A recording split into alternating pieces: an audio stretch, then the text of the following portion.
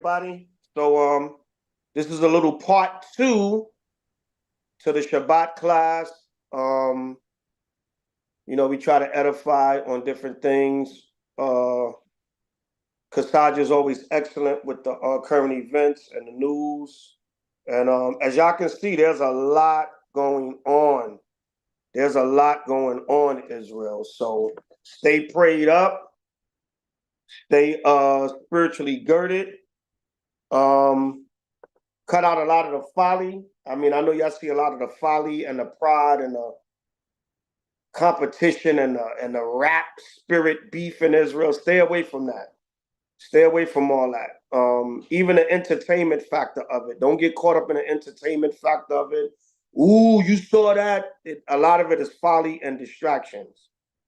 We are people of spirit, so we're not going to do anything. Everything we're going to do going to have some flavor to it, no matter what it is. But understand that, there's a mission we on here. We gotta stay focused on that mission. Khan? Gone. All right. So part two to today's Shabbat lesson. We're gonna get into something a little different. Biblical figures. Who was Joseph of Arimathea? All right. How many of y'all ever heard of or read about Joseph of Arimathea in the scriptures? Say Khan. La. And be honest. Gone.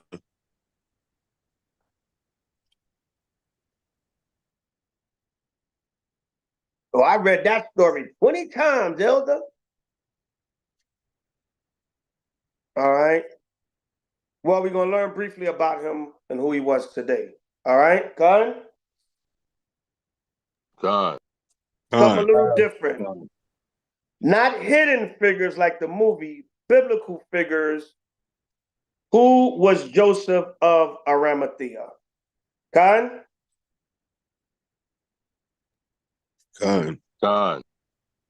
All right, let's go to St. John. We're going to start with St. John. He's written in all the four Gospels, but we're going to start with St. John. St. John 19 and 38. Who's my reader? Salaki, is anybody else that can read? And then Dietrich, give him a break. I got it. I got you. Wada. Gabar Ash? Gone. Okay, Khan. St. John 19 and verse 38. All right. Like I said, we're gonna get into a little different, I started getting into a little bit more personal of who the certain biblical figures were that were mentioned. And the spirit just led me to this particular biblical person. All right, St. John 19 and 38. When everybody have it, say Khan. Gone. All right, St. John 19:38. Read that. Gone. It's the book of John, chapter 19, verse 38. And after this, Joseph of Arimathea, being a disciple of Yahushua, but secretly for fear of the Jews. Right. The reason why he was a secret disciple because he was part of the Sanhedrin. He was a man of prominence, right? And if you know, the Sanhedrin was like the Jewish council or government during the time of Yahushua. All right, go ahead. Not just like it, not Jewish. It was the Jews' government at the time of Yahushua. They were like the governing body, but they were privy to the Romans because the Romans were in power at the time. All right, so they're sort of like the Boule or these blacks in government today. As much as they might want to try to help our people, they have to be privy to the interests of the white power structure. It was the same thing going on back here. Khan? Gone. All right, yeah, everybody do research on the Sanhedrin, the council of the Jews and the government at the time of Yahushua. It was full of Pharisees and Sadducees All right, and they were more so with the interests of the Roman government, not so much with the teachings of Yahushua. But you had members of the Sanhedrin that were secret disciples of Yahushua. Khan? Khan. They were secret followers of Yahushua, but they didn't do it openly because they feared the retribution that they would have. Khan? They was using wisdom. Khan? They wasn't necessarily hiding or being phony. They were just using wisdom because of their position. Right? Read on. Besought Pilate that he might take away the body of Yahushua, and Pilate gave him leave. He came therefore and took the body of Yahushua. Right. So he said, listen, can I have Yahushua's body? Because he didn't want, number one, he didn't want it to hang out all night on a tree, right? Because Yahushua was crucified. Right? Hold that. Go to Deuteronomy 21 and 23. Right? So number one, he was trying to keep the law. Number two, he didn't want any chance of Yahushua's body being desecrated. All right. You know, you have stories of Esau. They take the certain body parts Right. of famous men and they worship them. If y'all know what I mean, y'all can read between the lines. And also they take your skull, your head, everything. They desecrate a lot of people that were prominent in history, especially Israelite men. They would desecrate and take certain of the body parts and worship them, put them in shrines and everything. There's recorded history of that. So he didn't want a chance none of that. He said, let me get Yahushua's body off the cross. All right. Deuteronomy, let's go to the law. Deuteronomy 21 and 22. And it's the book of Deuteronomy, chapter 21, verse 22. When everybody have it, say Khan. Khan. Khan. And if a man have committed a sin worthy of death, and he be to be put to death, and thou hang him on a tree, his body shall not remain all night upon the tree, but thou shalt in any wise bury him that day. For he that is hanged is accursed of Yahweh, that thy land be not defiled, which the Lord thy God giveth thee for inheritance. See that? So Joseph of Arimathea, he was a follower and a disciple of Yahushua. He wanted to maintain that law. He said, when you hung on a tree, your body should not remain out all night. You see how when they used to hang out people's bodies, remember Billie Holiday made that song Strange Fruit? Khan. Right? And she would see the bodies, she would be on a tour bus, she would be traveling on the so-called Chitlin circuit, right?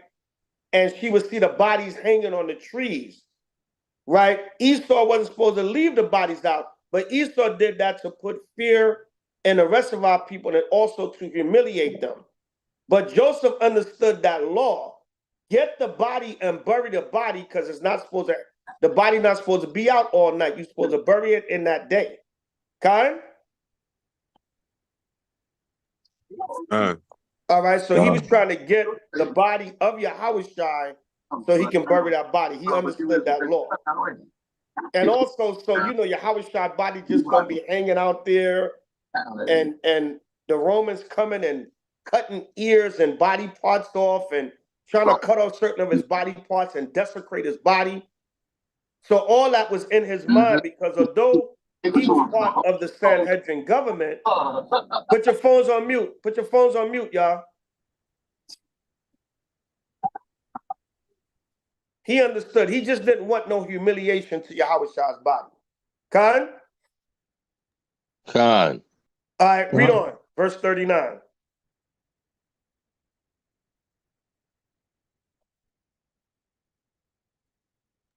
Verse 39.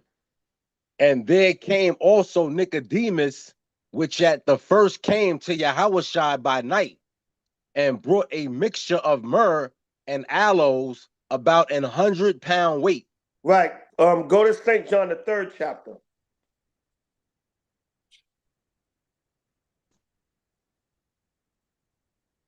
St. John 3:1. St. John 3:1. When everybody have it, say Khan.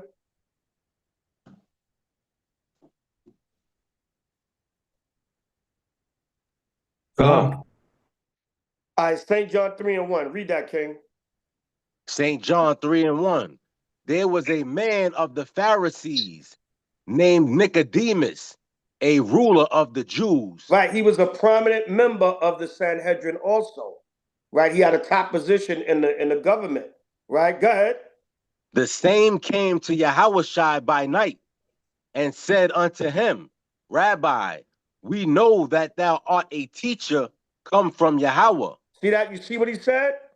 Even though he was part of the Sanhedrin and a government, guess what? He also believed in Yahushua. He knew that Yahushua was a man sent from the Most High. See, and you're going to have that in these last days too. You're going to have people in prominent positions. They're going to wake up to this truth also. But back then they had to be secret with it because they feared the backlash that they would get if it was known that they were followers of Yahushua. Right, go ahead. For no man can do these miracles that thou doest, except Yahweh be with him. See that? The Jews require a sign. He said, look, man, the Lord gotta be with you. The Most High gotta be with you because of the miracles and the signs, that the power that is being manifest through you, that you have to be from the Most High. Right? Come on. Yahushua answered and said unto him, Verily, verily, I say unto thee, except a man be born again, he cannot see the kingdom of Yahweh. Come on. Nicodemus saith unto him, How can a man be born when he is old? Can he enter the second time into his mother's womb and be born? Right. So he was like, look, he got simple. Yahweh said, he don't even understand what born again means. Not physically. You are older man. You can't go back in your mother's womb. But Nicodemus didn't really understand what born again meant. See, although people follow Yahweh and they understood he was a man of the Most High, sometimes he had to break down the deep mysteries to them. So Nicodemus didn't understand what born again meant spiritually. Come on. Yahushua answered, Verily, verily, I say unto thee, except a man be born of water and of the Spirit, he cannot enter into the kingdom of Yahweh. You got to be born of water, the word, and the Spirit. You got to understand the word. You got to be reborn through the word and through the Spirit. So Yahushua was telling them, no, you're a grown man. You can't go back into your mother's belly. This is a spiritual born again that you have to have. Right? Come on.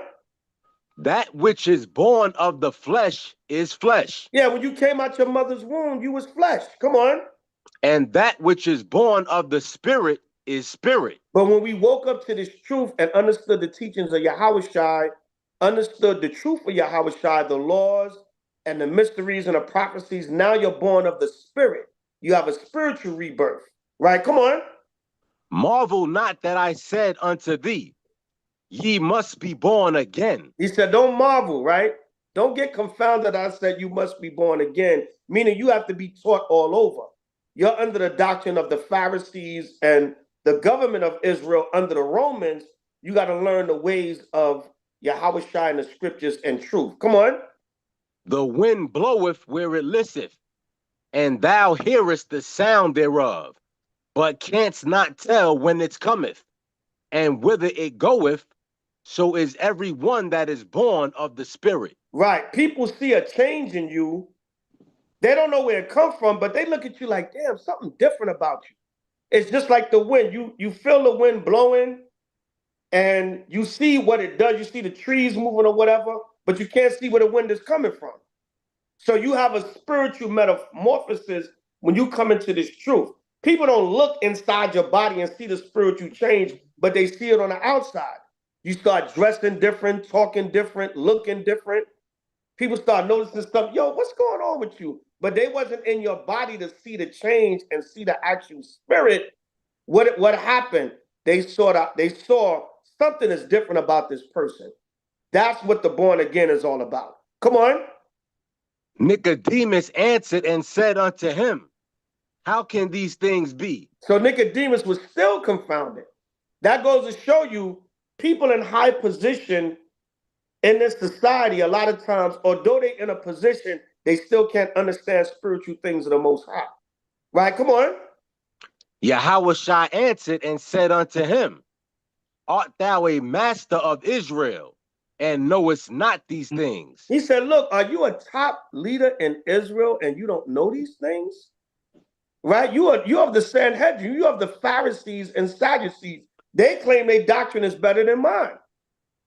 And you don't understand these things, so Yahushua had to give him that deeper understanding. But I just want to show that Nicodemus was a follower of Yahushua to the point where he came to him at night to get that wisdom and for Yahushua to expound certain things on him, although he was a Pharisee and he was in a top position in the Sanhedrin and the government of the Jews at the time that was under the Romans.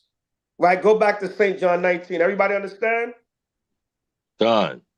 Khan? Con. All right, go back to St. John 19 and what we left off at 30, I think 39. 39, yeah. All right, and anything you don't understand, we can go back. I'm just getting right to the main point. You can go back and watch the video, whatever the case may be. But St. John, the 3rd chapter with St. John 19:39. It expounds on Nicodemus and Yahushua's discourse with him. But my main point being, these were two prominent men in the Sanhedrin and the Council of the Jews and the government of the Jews at the time, and they were both followers of Yahushua. So not all of the Sanhedrin and Pharisees and Sadducees was against Yahushua. There was secretly a lot of people that followed him, but they feared the backlash, so they didn't really come out publicly. That's why I said Nicodemus went to him at night, right? So read on. I read 39, but I'm going to read it again. Yeah, read 39 again, yeah. Done. And there came also Nicodemus, which at the first came to Yahushua by night. See that the reason why it says at the first came to Yahushua at night, that's you go back to St. John, the 3rd chapter. Remember it said he came to Yahushua by night secretly because he was a top ruler of the Jews and the Pharisees. And most of the government of the Jews and the Pharisees, they were against Yahushua and his teachings. They were privy to the Roman interests and they were against Yahushua. Come on. And brought a mixture of myrrh and aloes, about 100-pound weight. Go ahead. Then took they the body of Yahushua and wounded in linen, clothes with the spices, as the manner of the Jews is to bury. Right, the spices and the myrrh and aloes and the white linen, that was all to preserve the body.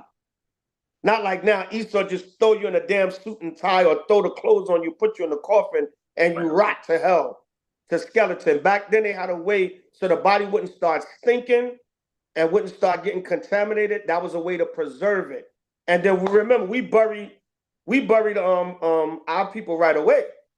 So the body wouldn't sit around and be rotten and smelling and you got to embalm it and all that. We didn't do that. We preserved it with spices and aloes and myrrh and white linen so the body would be preserved and not go into decay. Come on.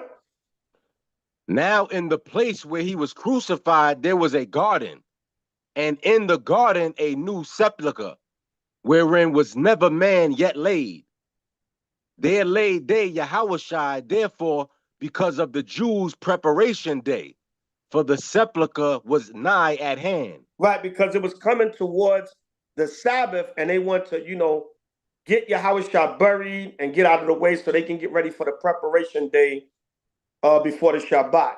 Now go from there to go to Matthew 27:57. We're gonna read all the accounts of Joseph of Arimathea. But everybody understand so far? Any questions?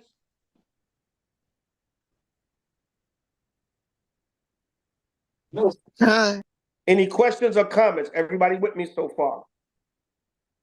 Gone. Okay, Karen. Time. St. John 27:57. Con, it's the book of Matthew, chapter 27, verse 57. When the even was come, there came a rich man of Arimathea named Joseph, who also himself was Yahushua disciple. See that? So it said it was a rich man. We read, right? He was a ruler over the Jews. He was part of the government. He was part of the Sanhedrin. You can read that in the history. But it says he was a rich man and he was a disciple of Yahushua. So it goes to show you, even back then, Nicodemus, remember it said Nicodemus was a ruler of the Jews. It says Joseph of Arimathea, he was a rich man and a disciple of Yahushua. Right? So you can be in a prominent position in this society and still follow the truth. Right? For example, we have celebrities, rappers, and different stuff that follow this truth. So just because you're rich and in a certain position, don't mean the Most High can't wake you up to the truth. And that's going to happen in these last days. And that also goes to show you there's nothing wrong with having riches or being well off or well-to-do or wealthy or whatever the case may be, long as you don't sell out, long as you don't betray your own people, you can be blessed in this society and still be in this truth. Everybody understand? Con. All right. Matter of fact, hold that. Go to Genesis 13. Go to Genesis 13. See, nobody said you could, in order for you to be a man of God, you got to be poor. No. The Lord did say he more so chooses the poor because a lot of times it's hard for a rich man to follow the Most High in a lot of cases. But that don't mean the Most High can't wake up a rich person. But he more so deals with the poor because a lot of times the poor are more humble. A lot of times the rich are more proud. But the Most High's word and spirit is so powerful, he can touch any, he can get anybody in any walk of life. Right? Genesis 13:1. Con, it's the book of Genesis, chapter 13, verse 1.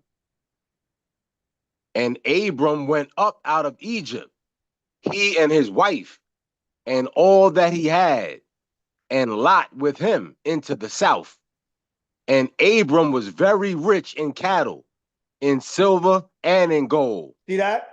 So it goes to show you 13:2. 2 was the main point. It said Abram was very rich in cattle and silver and gold. And what did the Lord say about Abraham in the book of James? He said Abraham is the friend of the Most High. So you can be rich or you can have this world's blessings or the blessings of the world and still be a follower of the Most High Yahushua. That's the point we make. And go to 2 Corinthians 8 and 9.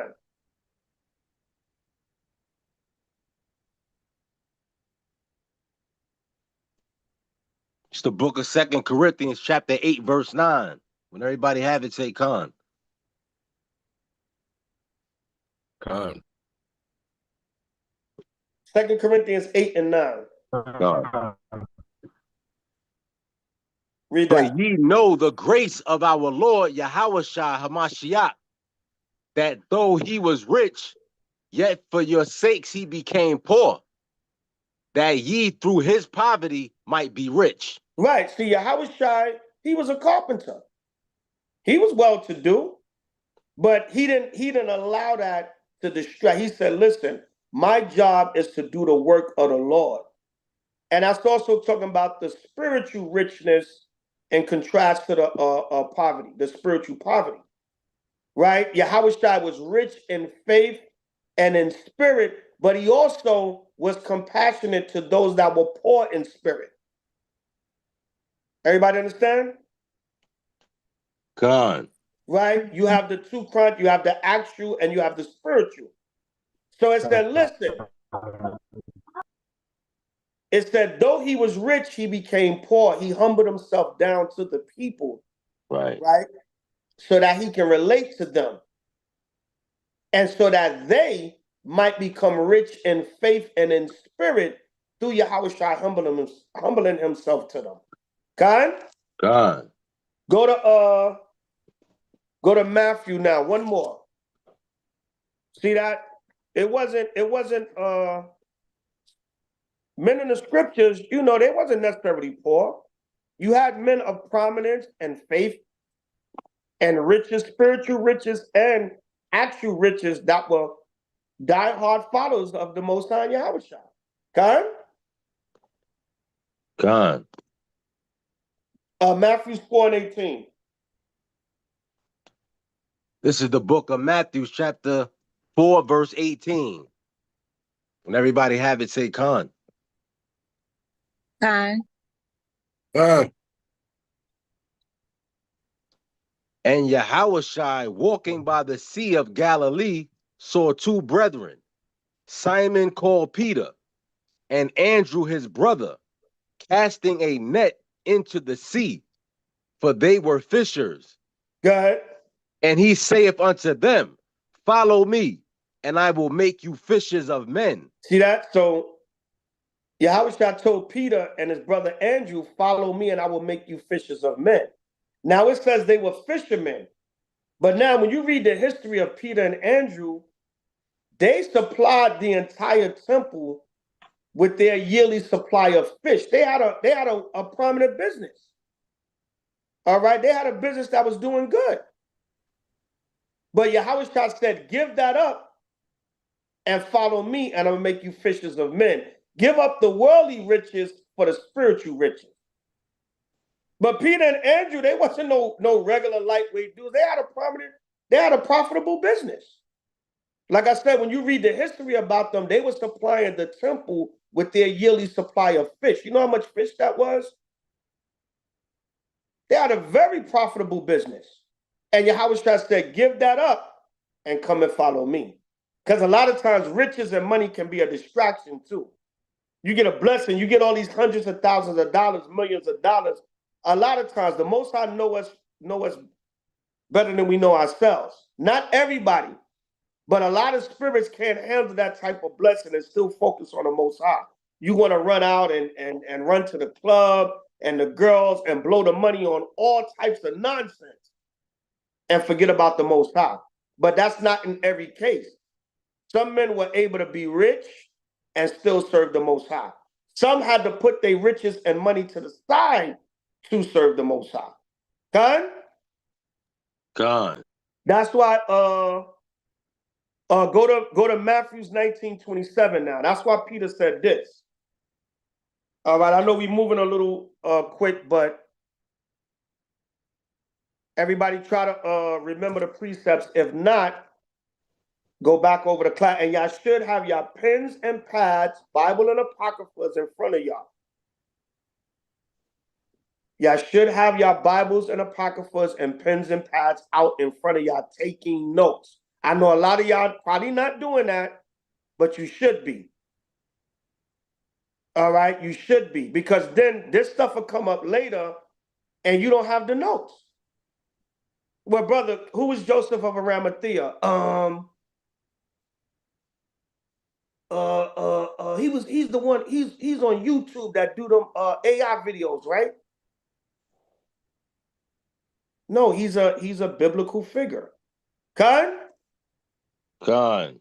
So moving forward, have your pens and your pads and your Bibles and Apocryphas. I know a lot of y'all not doing it. You probably got a damn YouTube video of another camp playing while the class is on. If you're not doing that, if the shoe don't fit, don't wear it. But I know a lot of y'all not taking notes. You just sit here listening, twiddling your damn thumbs. Have your Bible, Apocrypha, and notepad. And that's for you. That's so you can. Our elders told us the same thing. This is class.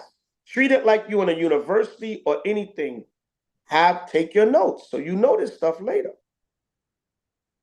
All right. So, right. If you're not in a position where you can take notes, then go back over the video and write them down later.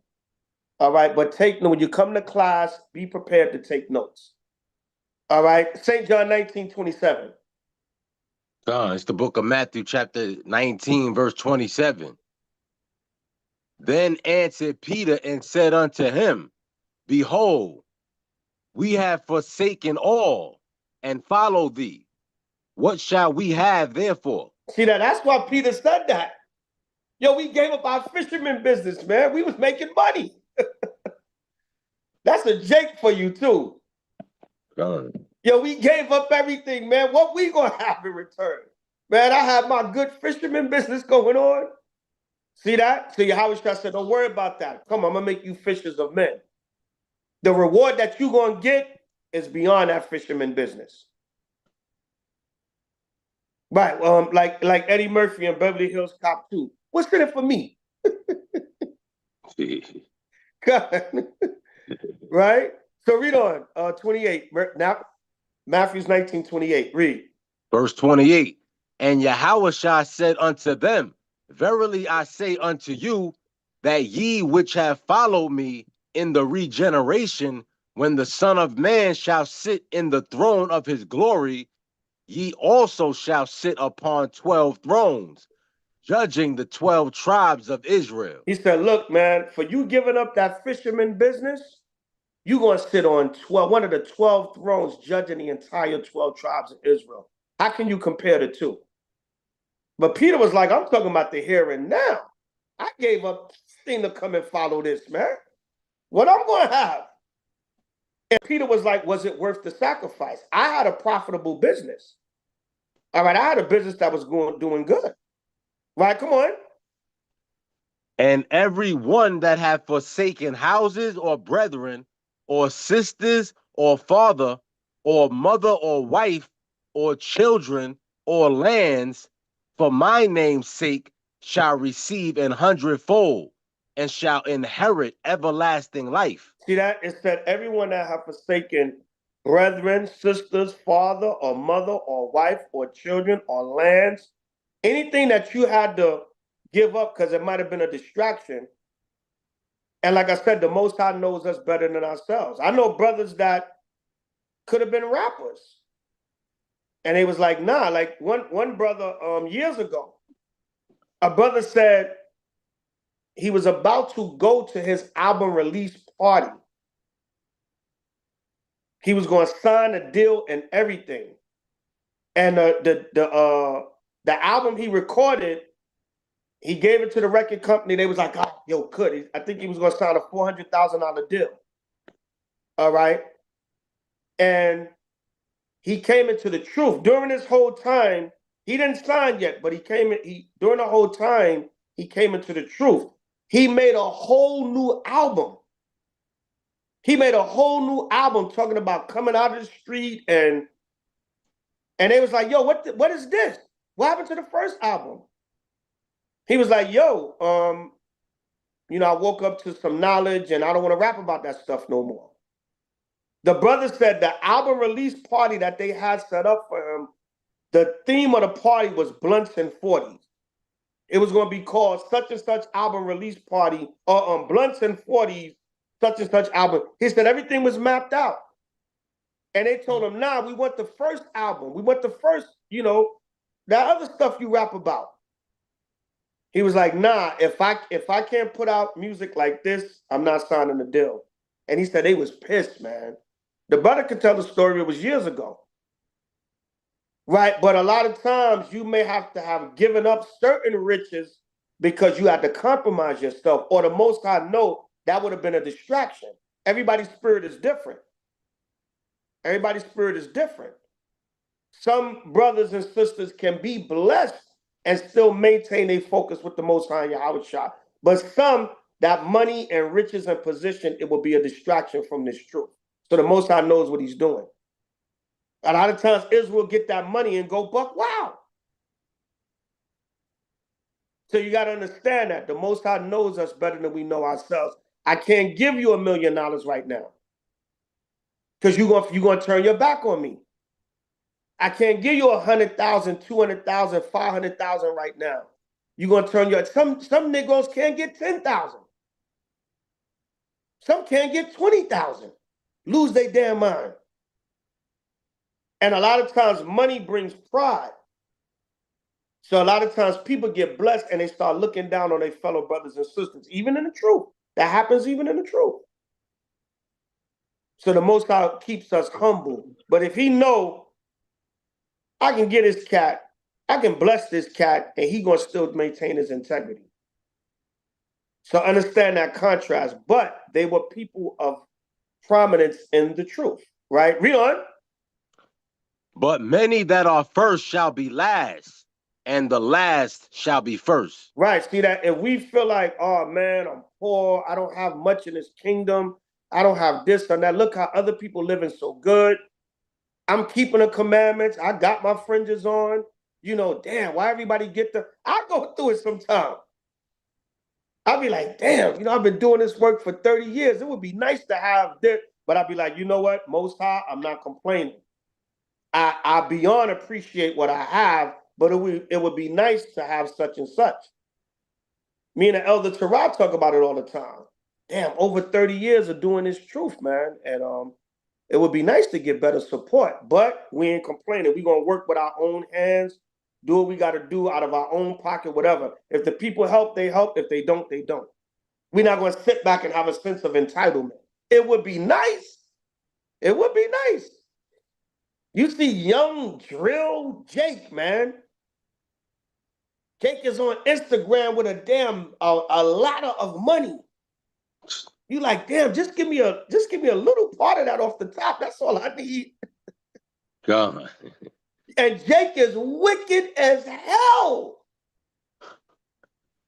You know, dudes go to the strip club and make it rain. They take $30,000 worth of singles and make it rain. They throw money away.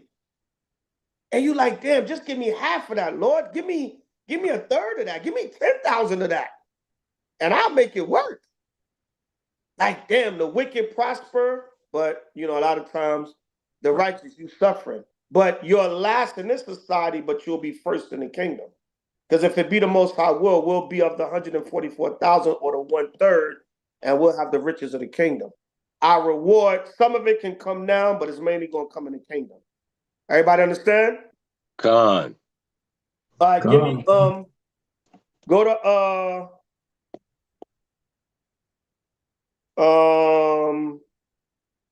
let me see what I want.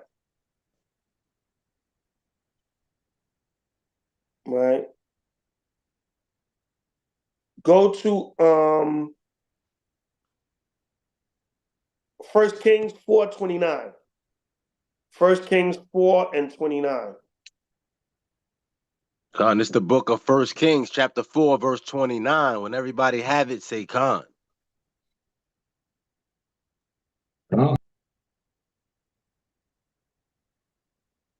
God.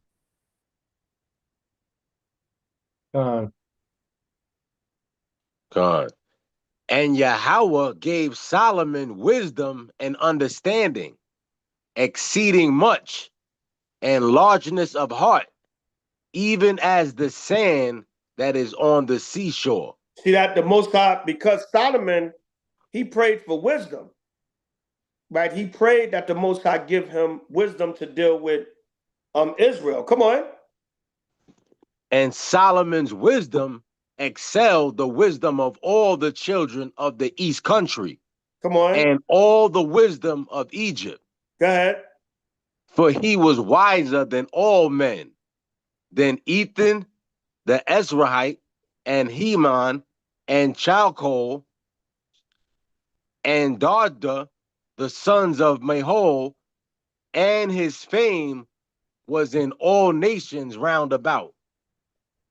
Go ahead. And he spake 3,000 proverbs, and his songs were 1,005. And he spake of trees, from the cedar tree that is in Lebanon, even unto the hyssop that springeth out of the wall. He spake also of the beasts, and of fowl, and of creeping things, and of fishes. And there came of all people to hear the wisdom of Solomon, from all kings of the earth, which had heard of his wisdom. And y'all remember there's a book in the Apocrypha actually called Wisdom of Solomon. So the point being, Solomon's true riches was his wisdom. But when you read about Solomon, what happened? Because Solomon asked the Most High for wisdom and not for riches, what happened?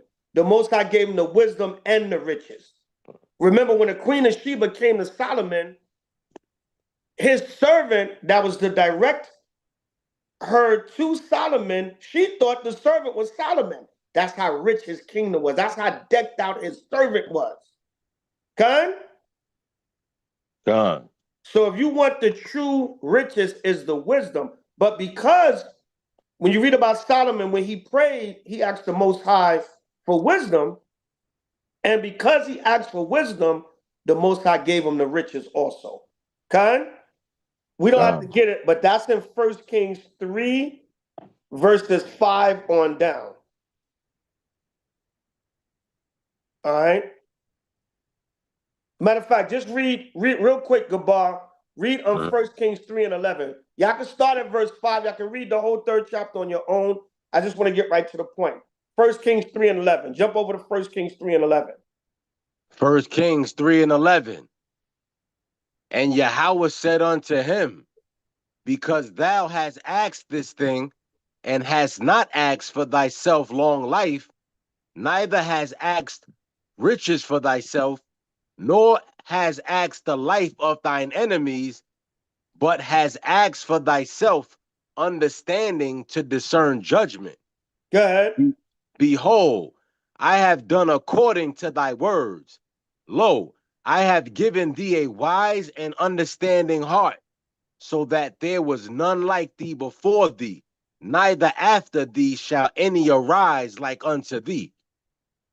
And I have also given thee that which thou hast not asked, both riches and honor, so that there shall not be any among the kings like unto thee all thy days. The Most High said, look, I even gave, because you asked for the wisdom, I gave you that, and I gave you the riches and the honor.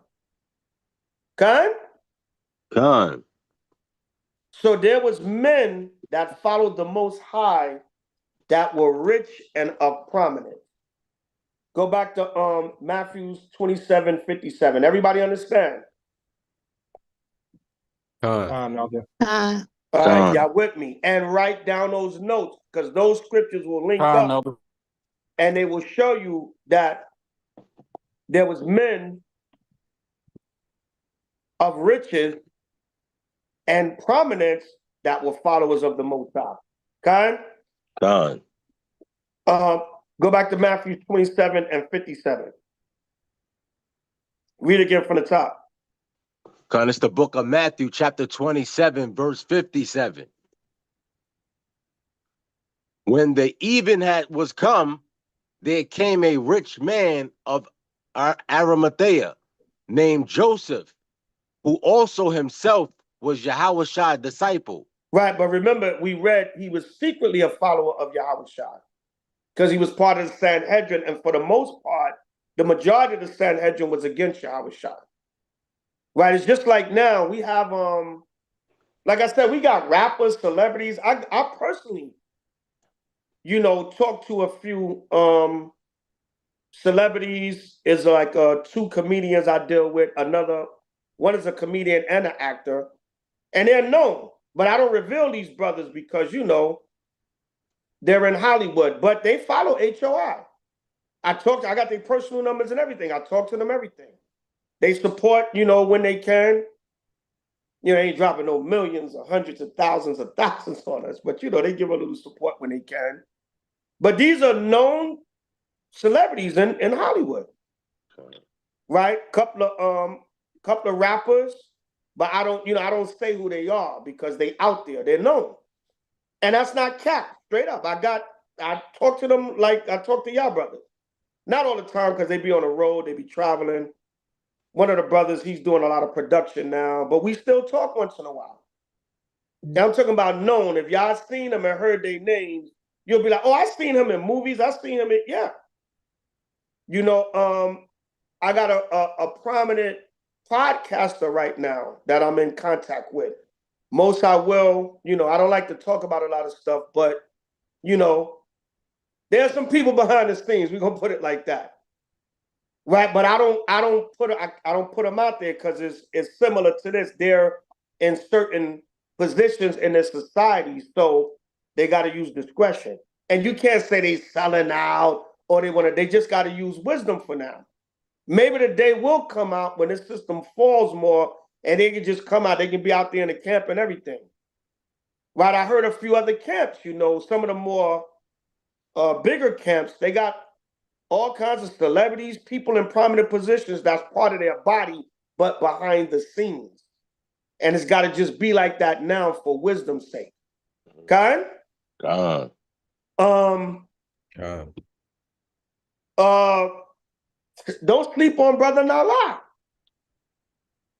Right? Without saying too much,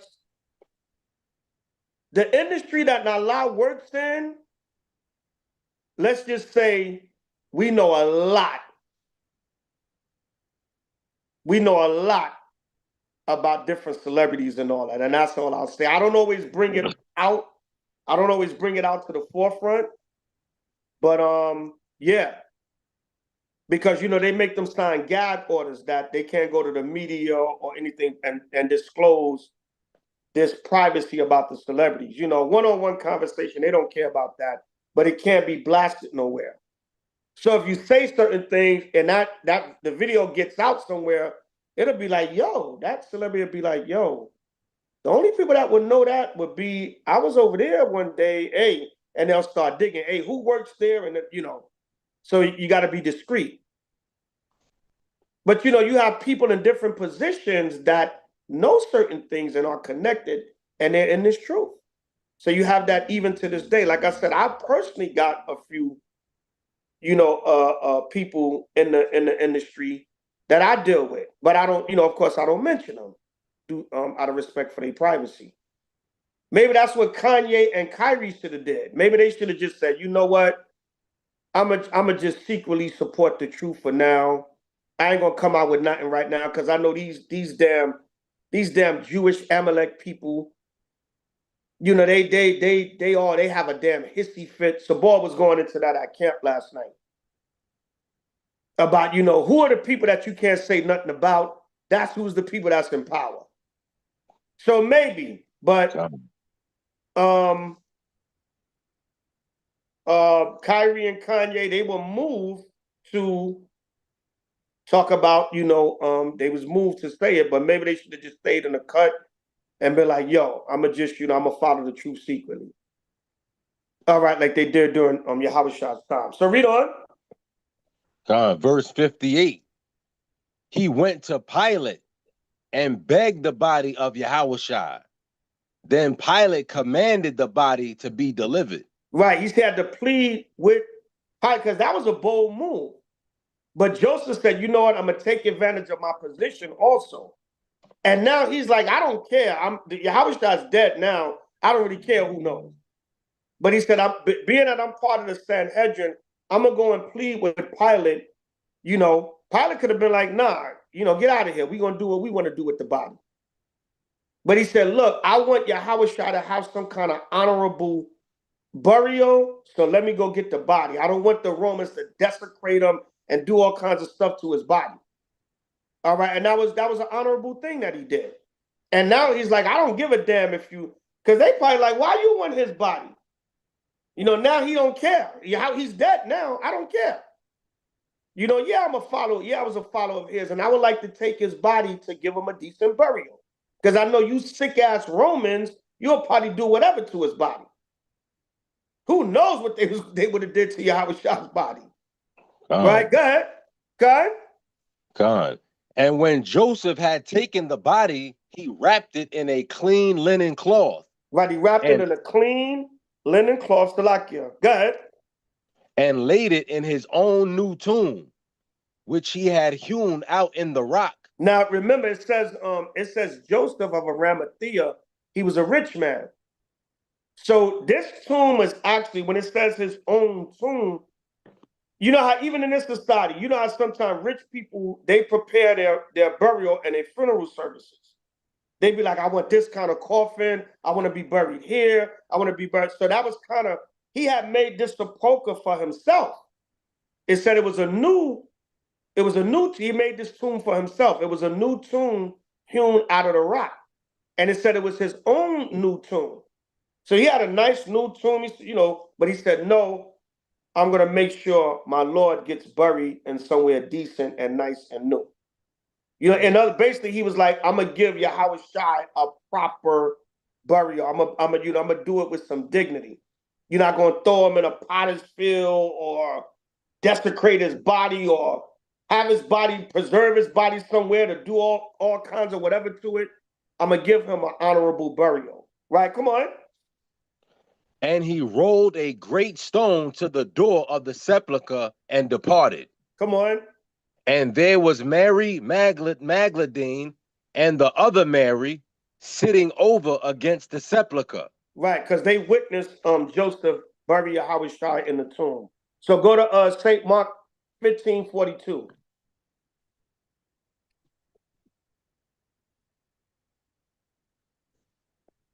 See that? So even in death, this brother had respect and honor unto Yahweh Shai to give him a proper burial. And he said, look, I have the resources to do it. I'm rich. I got a new nice tomb, nice decent tomb he can be buried in. We're going to properly wrap him and put him in a cloth and give him a proper burial. Read St. Mark 15:42. It's the book of St. Mark, chapter 15, verse 42. And now when the even was come, because it was the preparation, that is, the day before the Sabbath. Right, we know the prep day is, it would be basically Thursday sundown to Friday sundown. But we're going to do a separate lesson on the timeline of the death and resurrection of Yahweh Shai, because that's important. That'll be a separate lesson on the timeline. Right, read on. Joseph of Arimathea, an honorable counselor, which also waited for the kingdom of Yahweh, came and went in boldly unto Pilate and craved the body of Yahweh Shai. See that? So this is the same Joseph of Arimathea. Here is calling him an honorable counselor. All right, because the Sanhedrin was like the government, the council set up, to deal with different matters amongst Israel. But they were under the Roman rulership. They had to be privy to the Roman interests. Right? Go ahead. And Pilate marveled if he were already dead, and calling unto him the centurion, he asked him whether he had been any while dead. Right, because remember, when you got crucified or hung on a cross, part of it was the torture of dying slowly. But the Most High he didn't allow Yahweh Shai to die slow. Yahweh Shai died right away, so he wouldn't suffer. All right, but a lot of times it took you maybe even a day to eventually die. And that's why the Romans, what they would do a lot of times, they would break your legs and they would light a fire under you so you can die quicker from the asphyxiation. Because a lot of times you wouldn't die right away on that cross, you would suffer. But if they wanted to accelerate your death, they would light a fire under you so you would be on top of you hanging up there and it's hard for you to breathe already. The smoke of the fire would cause asphyxiation and it will make you die quicker. All right. But Yahweh Shai died right away. The Most High allowed him to just give up the ghost quick so he wouldn't suffer. All right, read on. And when he knew it of the centurion, he gave the body to Joseph. So Pilate was like, all right, go ahead, take it. He's dead already. Take the body. But notice it says he craved. It's using different language. It said he boldly went unto Pilate because you really didn't do that. You can't tell the Roman leadership what to do with a body. And he said he craved Yahweh Shai's body. I don't want y'all to do that to us, but let me give him an honorable burial. Hold that. Go to St. Luke 13:1. We leaving off in St. Mark 15:45. Go to Luke 13:1 real quick. St. Luke 13:1. When everybody have it, say Khan. Khan. Khan, it's the book of Luke. Just read the first verse. Khan, It's the book of Luke, chapter 13, verse 1. There were present at that season some that told him of the Galileans, whose blood Pilate had mingled with their sacrifices. See that? These Galileans, Pilate had them killed and then drained their blood and mingled it with their Roman sacrifices to their Roman gods. See that? So Joseph didn't want nothing like that to happen to Yahushua's body. Okay? Con. They drain out his blood. That's why he craved the body. Just give me his body so he don't have no kind of desecration of his body and humiliation of his body. Because they knew what Pilate and the Romans were. They took and killed these Galileans and took their blood and mingled it with their Roman sacrifices. So he didn't want nothing like that to happen to Yahushua also. Okay? Con. Go back to St. Mark 15:46. Everybody with me, and make sure you got these precepts and how they relate to the lesson. Con? Con. Elder. Done. All right. Verse 46. And he brought fine linen and took him down and wrapped him in the linen and laid him in a sepulchre which was hewn out of a rock and rolled a stone unto the door of the sepulchre. Right, con, like a tomb or what they call them today? Like a mausoleum. You ever go to the graveyard and you see those stone, that's like Like a a tomb house. and a sepulcher, huh? It's like a house. Yeah.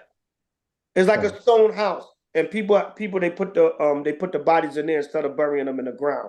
That was the same thing. I think they call it a mausoleum, if I'm not mistaken. That's it. Kind of mausoleum. You go to a graveyard, hopefully you don't have to, or you may be driving by, and you'll see there's like a little stone house. It's more modern now, but it was a tomb back then, but it's like a little stone house where they put the bodies in. Con. Right, read on. And Mary Magdalene and Mary, the mother of Joseph, beheld where he was laid. Right, they witnessed where Joseph of Arimathea had buried the tomb, where the tomb was at that he put Yahushua in. I go from there, the last account of Joseph of Arimathea, St. Luke 23:50. Con, it's the book of Luke, chapter 23, verse 50. When everybody have it, say con. Done. Done. Done. Con. And behold, there was a man named Joseph, a counselor, and he was a good man and a just. Right. The reason why I keep calling him a counselor, because the Sanhedrin, they were also the council. They were the council, the governing body. They dealt with different matters amongst the nation of Israel. Right? Go ahead. Con. The same had not consented to the counsel and deed of them. The reason why I said, hold on. The reason why I said he didn't consent to the counsel and deed of them, to answer that, let's go to St. John 11. Salakia, y'all, I'm sitting near my window and Simeon is driving by blasting their music. All right, St. John 11:47. Con, it's the book of St. John, chapter 11, verse 47. When everybody have it, say con. Done. We got it. Con. John 11, verse 47. Then gathered the chief priests and the Pharisees a council and said, what do we? For this man doeth many miracles. They said, look, this Negro is becoming a threat to our power, man. He's doing many miracles. What we going to do about him? Right, come on. If we let him thus alone, all men will believe on him, and the Romans shall come and take away both our place and nation. We won't have our position with Massa anymore. This Negro is getting too powerful and becoming a threat to us.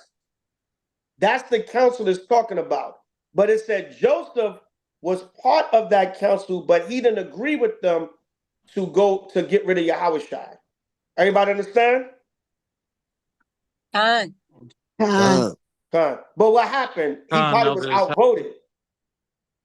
That's what you have in the council. Sometimes you take a vote. More likely than not, Joseph was outvoted. But it said he didn't agree to their council. So that's St. John 11 of 47 and 48. Notice what they said. If we don't get rid of him, the Romans going to take away our place in nation. Sell out Negroes, man. He's becoming too powerful. And that is usually Esau. It's usually Esau that come against us. But it was our own people that came against Yahushua. Because they was threatened that they couldn't be the coons anymore under the Roman influence. Read on. St. Luke 11:51 again. Luke 11, or John?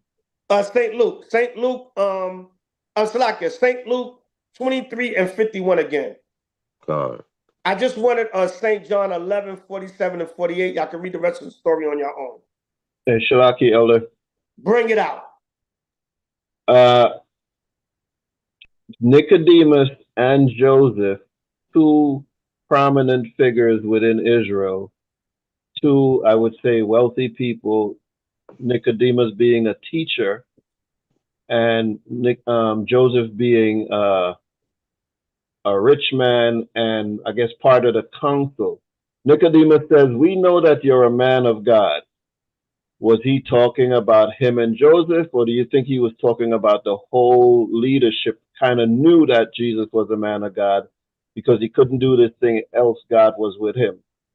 Well, they all kind of pretty much knew. That's what Caiaphas, when you read St. John 11 that we just left, Caiaphas even said it. And he was a high priest at the time. All right, so the we is, let's just say a lot of them knew. Maybe all of them didn't understand or know, but a lot of them did know, and a lot of them understood the prophecy in the Old Testament. But they didn't give a damn. They just was worried about their position with the Romans. But the we is, a lot of them did know. A lot of them knew. That's why it gives you just three, but I'm pretty sure it was more.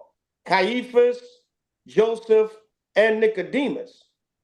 So when he said we, he more likely than not was talking about certain portions of even the Pharisees, Sadducees, rulers, and the people in general that knew Yahushua was a man of the Lord. So they were just more scared of the Romans. They were scared of the rest of the Sanhedrin, the rest of the wicked sellout Jews, and not so much even the Romans, because it was more so their people that would have betrayed them to the Romans. It was more so they was worried about the wicked Jews, man. Oh, you follow this Negro? I'm gonna report you to master. You know what I'm saying? So they knew, but they had to be discreet about it. Right? But the we, even if the we is just him, Joseph, and let's say Caiaphas or whatever, Nicodemus being a ruler, he had to know that there was others that knew Yahushua was a man of the Lord. Khan? Right. So they were more so afraid. They were afraid of the other wicked Jews that would come together against them. Because remember, it was Israel that really pushed Pilate to crucify Yahushua. That's why he said, "I'm innocent of the blood. I'm innocent of this man's blood." He said, "It's y'all that," and because of the political pressure, they was pressured into crucifying Yahushua. That's why when he said their blood be upon them and their children, our people also went through that curse of hanging and torturing during slavery. The same death that Yahushua died, a lot of our people got that during slavery. Right? Negroes are known for being lynched because that curse came on us from the death of Yahushua.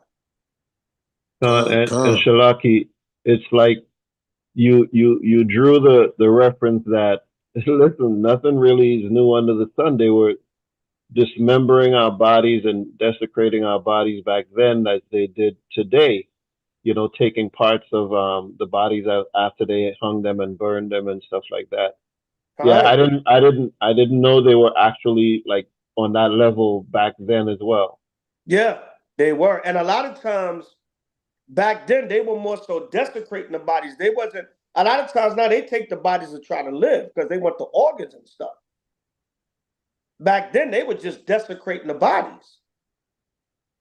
Right? So yeah, they were doing that back then. When you read in the Maccabees, they was cutting out our tongues, cutting off our ears. Watch the movie Rosewood. When you watch the movie Rosewood, they was hanging out people, they was cutting their ears off, their noses off, their body parts off, and keeping them as souvenirs. They show you that in Rosewood. Con, it was more brutal back then. Con. You got a similar thing going on today where it's the same spirit, but it's not literally the same thing where these younger men don't want to be under elders, and so they don't want to because they feel like they'll lose their power. So they want to split off and do their own thing, or even when they speak with elders, they don't want to come under eldership. They don't they act like the Pharisees. Like Con. the people that conspired against Yahushua, they don't want any leadership. They want to have their own power, and that's kind of like the way that these Israelites were when they conspired against Yahushua. Con. Salakia. Everybody want power. Everybody want power. It's ridiculous. That's why you have all these splits with these camps. And then the excuse they use is, oh, the elders are going off. I mean, and sometimes,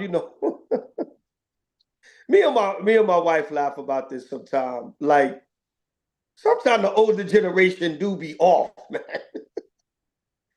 They be on their second childhood, like Nas said, in that, especially our men, man. A lot of these brothers are, man, are 40s, 50s, 60s, act like big ass babies. So a lot of times the younger generation, their excuse would be, oh, the elders be going off.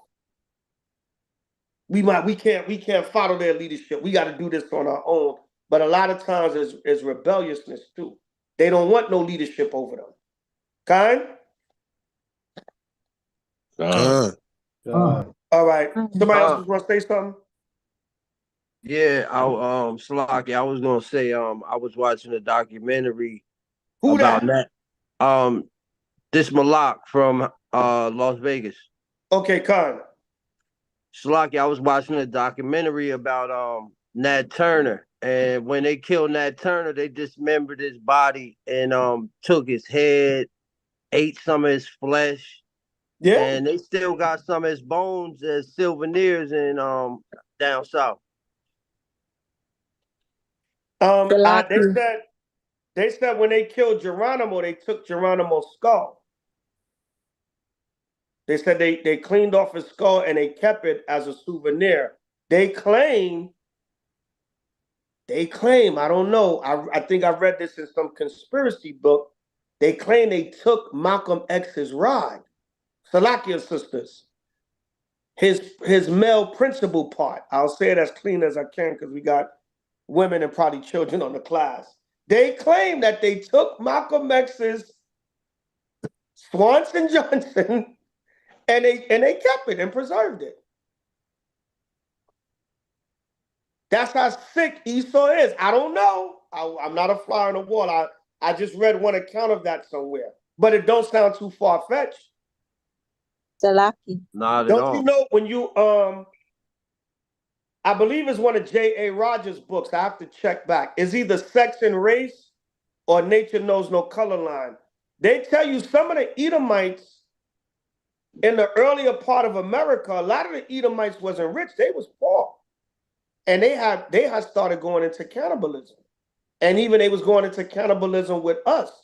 Some of the slaves, they was cutting off their body parts, eating them, and everything. So this is in Esau's history. We just read in Luke 13:1 that Pilate, which was the Roman ruler at the time, took the blood and did whatever other to the Galileans' bodies and took their blood and mingled it with their Roman sacrifices. So they got a history of doing this. When you go back to the Maccabees, when you go to The sister and her 7 sons that was tortured and killed, it said they was cutting off certain of their body parts and boiling them in pots and everything. They probably was eating them. All right. Yeah, Tay. I was just gonna say, you remember the Move people in Philly, right? Gun. The Move. I was just watching that documentary on YouTube. The Move organization. They was wild. Well, they got the kids' bones and stuff in I think it's the University of Penn. They lied and said that they had buried all of those, all those children, but they didn't. They kept their bones. Gun. I was watching that on damn, what's that show? Sins of the City. That show, I think it comes on TV1. I was binge watching it, and that episode about the Move organization in Philly, it's an interesting show. It documents major crimes that happen in major cities, and it goes into a little history. I get real edified from watching it. It goes into the history of the cities, and then it leads up until when that major crime happened. And what's one of the main underlying similar points of the cities, mostly every city, it goes into the racial tension that was in that city. The crime might be some black on black crime, but they give a history of the city and the racial breakdown. And a lot of times when you watch the episodes, it'll go into the racial tension in that city.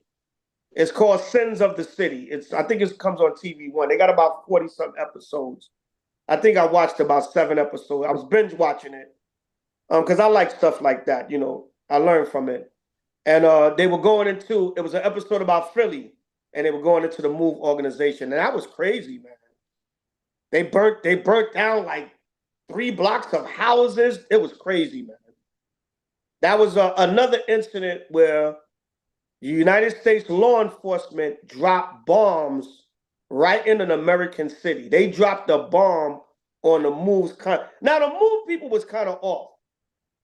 If what they were saying about the Move, they were off as hell. They barricaded themselves in there with their children, and they said the house stunk, and they would make noise all times of night. They had Edomite women in there with them. I guess that's concubines. It was wild. Y'all got to watch it when y'all get a chance. But the Philadelphia police came and dropped a damn bomb, like Tulsa, Oklahoma. You got history of the United States government, military, and law enforcement dropping bombs on Negroes right on American soil. That's an act of war. Just like Hurricane Katrina. That's what there's if y'all don't, Cassandra was going into the hurricanes earlier. There's racial tension behind these hurricanes. I don't know if y'all heard about it or saw the stories, but there's blacks coming on social media saying, aha, all these sundown towns got flooded. That's revenge for Hurricane Katrina, and the Edomites are getting pissed off. The Edomites are, you niggers are mocking us. It's not nice to mock people dying, but they like, aha, it's mainly sundown towns that got flooded. Well, I'm one of them. because what happened during Hurricane Katrina, they blew up the levees. They dynamited. That was an act of war. That's why when our people was coming out of Katrina, they was calling them refugees. A refugee is a person fleeing from warfare, because that was an act of war by the United States government on the Negro population of the lower Ninth Ward in New Orleans. They bombed the levees and they flooded out the lower Ninth Ward, because that part of the city is like a bowl. So when they broke the levees, the water just goes right down and everything gets flooded. It's like pouring liquid into a bowl. And that's what happened in Hurricane Katrina. So now Hurricane Helene is a hell of a bitch, and is kicking Esau behind in these sundown towns. I was hoping, there's a city in North Carolina called Kill Devil Hills. the name of the city is literally Kill Devil Hills. And they got hit hard in Hurricane Dorian, but I don't think Helene really touched them. But the name of the city is literally called Kill Devil Hills, North Carolina. And I was like, damn, I hope the Most High flood and kill them damn devils. By Shema Mashiach Yahushua. By Shem Mashiach Yahushua. Yeah, look it up. It's literally a city called Kill Devil Hills, North Carolina. Yeah, you can't make this stuff up. You cannot make this stuff up. Just like we had the Peckerwood gang earlier. You can't make this stuff up. All right, so finish off. Goodbye. We won't be too much longer. Finish off in Luke 23 and 52 again. 51. Con. Verse 51. The same had not consented to the counsel and deed of them. He was of Arimathea, a city of the Jews, who also himself waited for the kingdom of Yahweh. This man went unto Pilate and begged the body of Yahushua, and he took it down and wrapped it in linen and laid it in a sepulchre that was hewn in stone, wherein never man before was laid. And that day was the preparation, and the Sabbath drew on. Like I said, we're going to do a separate class on the timeline of the of the death and resurrection of Yahushua. Go ahead. And the woman also, which came with him from Galilee, followed after, and beheld the sepulchre and how his body was laid. And they returned and prepared spices and ointments and rested the Sabbath day according to the commandment.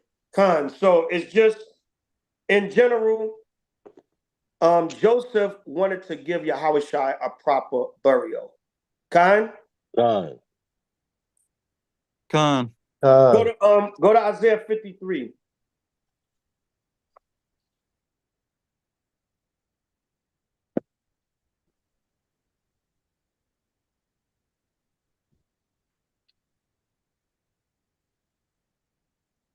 Isaiah 53 and 1. It's the book of Isaiah, chapter 53, verse 1. When everybody have it, say Khan. We got it. Khan. Who have believed our report, and to whom is the arm of the Lord revealed? For he shall grow up before him as a tender plant. This is the prophecy of Yahushua. The reason why it says, who have believed our report, because a lot of people don't believe the Old Testament prophecy of Yahushua, like the Old Testament Israelites. And it says, to whom the arm of the Lord is revealed. Everybody can't understand. Everybody can't understand that Yahushua is the right hand of the Most High. So who's going to believe the report? This let you know that a lot of people not going to believe it, right? For he shall grow up as a tender plant, right? An innocent child without spot or blemish. Come on. And as a root out of a dry ground. Right, because they said, can anything good come out of Bethlehem? He said nothing can come good, because where Yahushua was from was considered like the hood. Right. Right, so it said he's going to come a root out of a dry ground. Oh, nothing good comes out of Bethlehem. Right, come on. He hath no form nor comeliness. And when we shall see him, there is no beauty that we should desire him. And that don't necessarily mean... I remember one time a brother from the UK, we was all back in One West, and a brother was bringing out this chapter, and he was like, yeah, Christ was an ugly man. Right? It doesn't necessarily mean Yahushua was ugly, meaning he just had a stern look about him. He looked powerful and fierce when you see him. You know, there's no beauty that we should desire him. He's a fierce looking man. Con. Don't necessarily mean Yahweh Shai is ugly. Right? It just means he has a fierce look. He has an austere look, a stern look about him. Con? Con. Right, go Con. ahead. Verse 3. Verse 3. He is despised and rejected of men, a man of sorrows and acquainted with grief. And we hid it as it were our faces from him. He was despised and we esteemed him not. Right, it's talking about all the people that was against Yahweh Shai, but because we know some of us did esteem him. Right, come on. Surely he hath borne our griefs and carried our sorrows, yet we did esteem him stricken, smitten of Yahweh and afflicted. Right, because he carried on our sins. Revelations 1 and 5. Unto him that loved us and washed us from our sins in his own blood. Come on. Surely he hath borne our griefs and carried our sorrows, yet we did esteem him stricken, smitten of Yahweh and afflicted. Come on. But he was wounded for our transgressions. Yeah, he died for our sins. Come on. He was bruised for our iniquities. The chastisement of our peace was upon him, and with his stripes we are healed. Right, because Yahweh Shai was beaten and tortured, all right, by the Roman centurion. So he went through all that for the sins of Israel. Right, come on. All we like sheep have gone astray. We have turned every one to his own way, and the Lord hath laid on him the iniquity of us all. Right. We all went the hell off, and Yahweh Shai took all of that on himself and died for the sins of Israel. Right, come on. He was oppressed and he was afflicted, yet he opened not his mouth. Right. It says Yahweh Shai, he didn't blame anyone. He didn't speak evil of what was going on with him. Come on. He is brought as a lamb to the slaughter, and as a sheep before his shearers is dumb. So he openeth not his mouth. Right. Remember, Pilate told him, answereth not thou me? Yahweh Shai didn't say a word. Right. Come on. He was taken from prison and from judgment.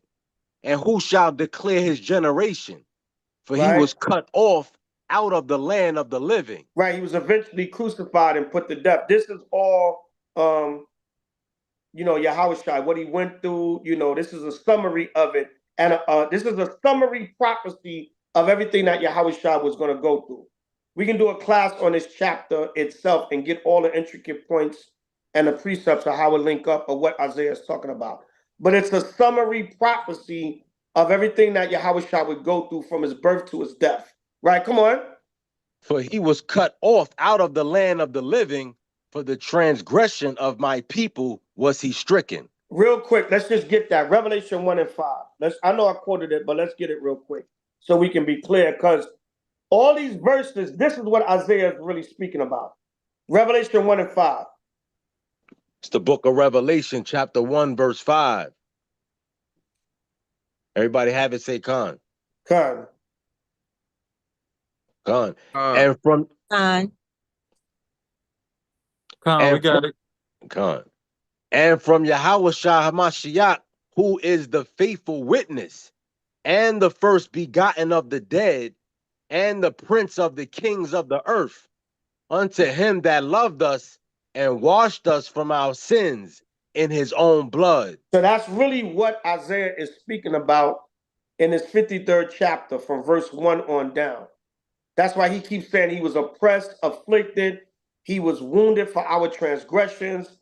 By his stripes we are healed. Because what? He loved us and washed us of our sins in his own blood. Everybody understand? Con. All right, come on. And hath made Isaiah. Yeah, back in Isaiah. Hey, Shalaki Elder. Yeah. Like it might be a silly question, but anyway, like it says here, he's the first begotten of the dead, right? Now we know, like in the Old Testament, there's a few other people who were raised from the dead. when it says he's the first begotten from the dead, what is that really referring to? Meaning he was the only one that the Most High allowed him to bring his own spirit up to the heavens. The Most High, the other spirits was carried up, by the Most High. But the language that Yahushua uses is the Most High gave him the power to ascend himself up to heaven. Okay, If so that makes sense. everybody else was raised by someone else, By the or spirit the and by spirit, someone else. God. but he was able to raise himself up. So that's what it means. He's the first begotten of the dead. God. Okay, Khan. Tawada. All right. Everybody understand? Khan. Time. God. Gone.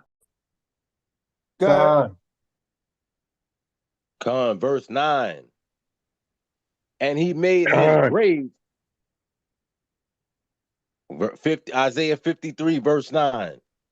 And he made his grave with the wicked and with the rich in his death, because he had done no violence. Neither was. Salakia, let me read this real quick. This is in the Bible commentary, Revelation 1 and 5. Yahushua, the first begotten or firstborn from the dead, guarantees the Christian's resurrection through his resurrection. See 1 Corinthians 15, 20 through 23.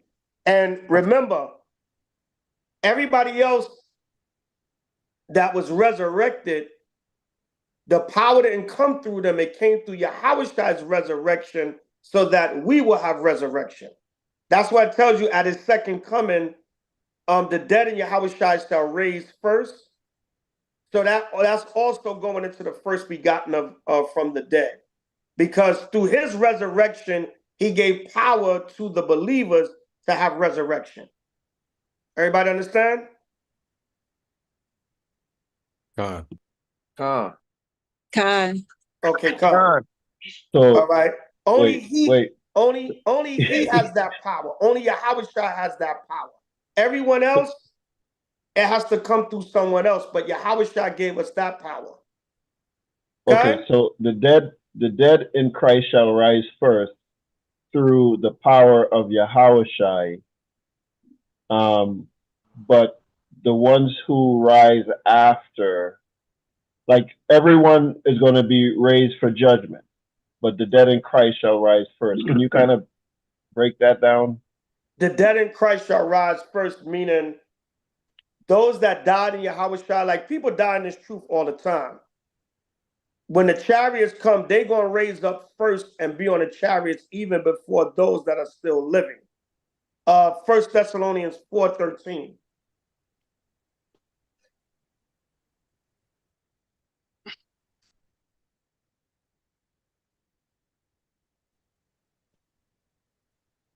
When everybody have it, say gun. Yeah.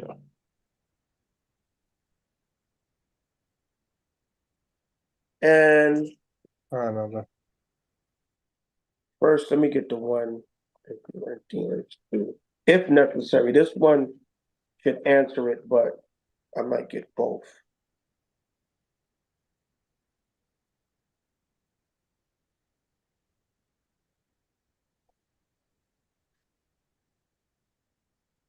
All right, go ahead. 1 Thessalonians 4:13.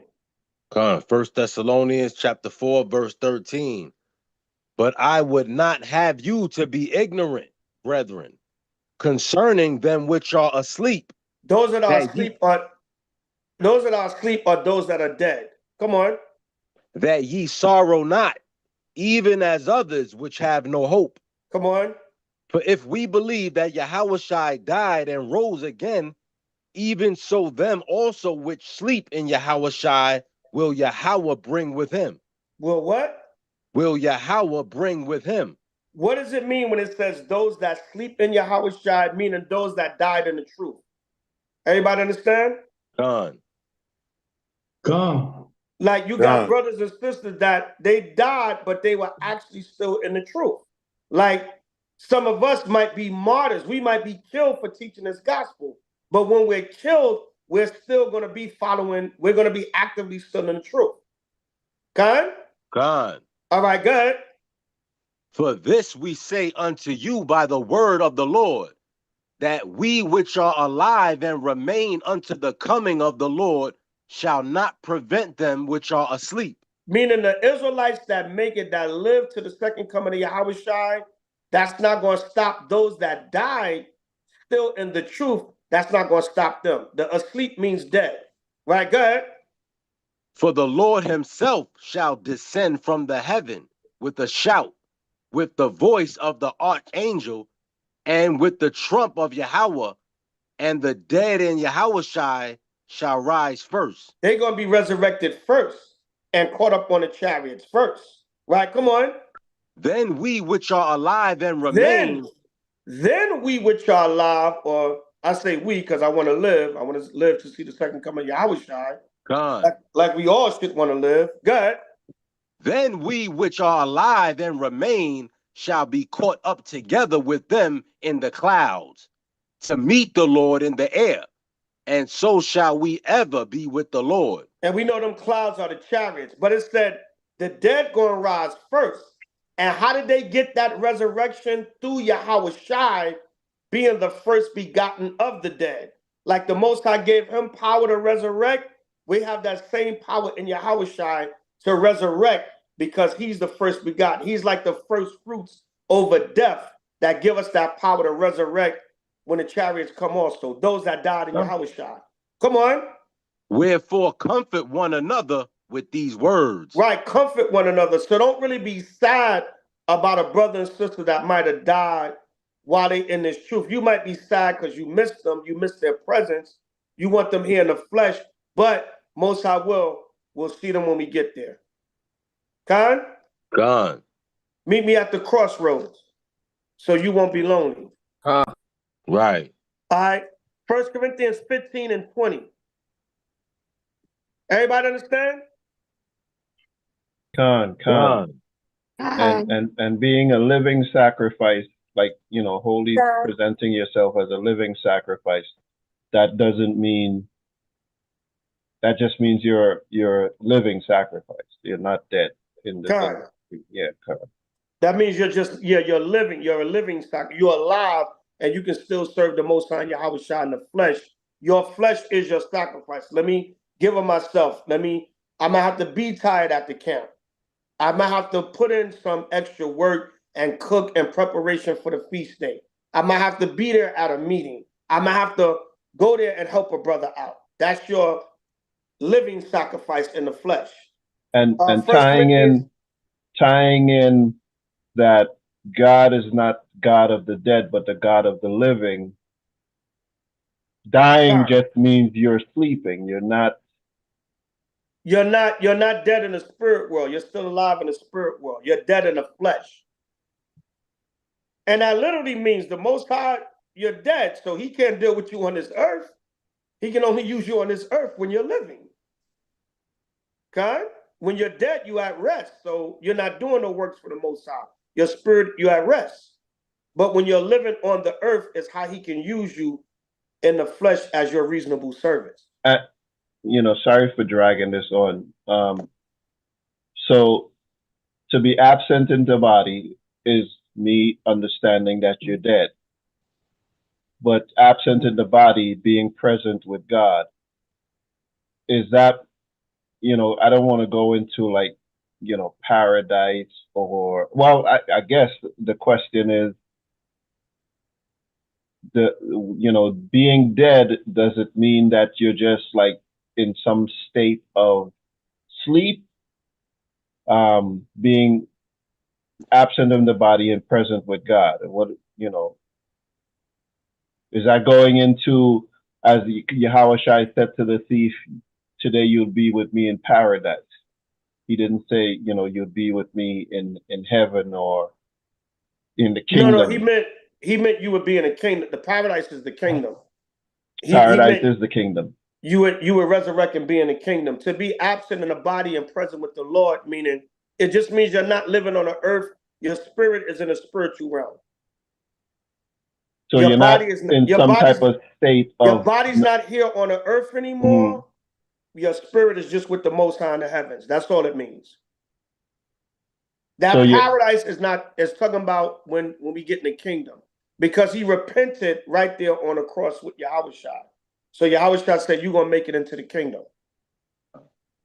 All right. all praises. But because truthfully, when we die, we go to the spirit world. We go back up to the Most High. Your flesh is dead, but your spirit goes back to the Most High. So that's how you're absent in the body, but present with the Lord. All right? You're just not physically living on the earth. Everybody understand? Con. Done. Con, First Elder. Corinthians 15:19. Con, it's the book of 1 Corinthians chapter 15, verse 19. If in this life only we have hope in Yahushua, Right. If we we only have hope in Yahushua living in this life, right? Go ahead. we are all men most miserable. What about when we die? Do we still have hope in Yahushua when we die? Right, come on. But now is Yahushua risen from the dead. Yahushua's risen from the dead. Go ahead. And become the first fruits of them that slept. Now we have power in Yahushua to even resurrect also ourselves. He's the first fruits of that. He's the chief or principal part of that. Right? He gives us that power in his death. Come on. But since by man came death, by man came also the resurrection of the dead. Right, through Yahushua came the resurrection of the dead. He's the first begotten of that. In times past, men did resurrect, but Yahushua made it official by his resurrection, giving his believers and followers that power of resurrection. Everybody understand? Con. So even let's say, hypothetically speaking, let's say the people in the Old Testament in the past, let's say they rose on their own, but now it's renewed in Yahushua. Now he becomes the first fruits of the resurrection, being that he died and was resurrected by the Most High. Now we have to go through him by what? Keeping the commandments and following his example. That's how we get the power over resurrection now, through Yahushua. Everybody understand? Con. Khan, does that make sense? Yeah, you gotta say that. You gotta say that one Con. more time, Elder. All right. So through Yahushua we get the resurrection. That's it. It's a lot. Khan. How would the Huh? so I said, how would reincarnation come into play with that? Say it again. Reincarnation. Regeneration.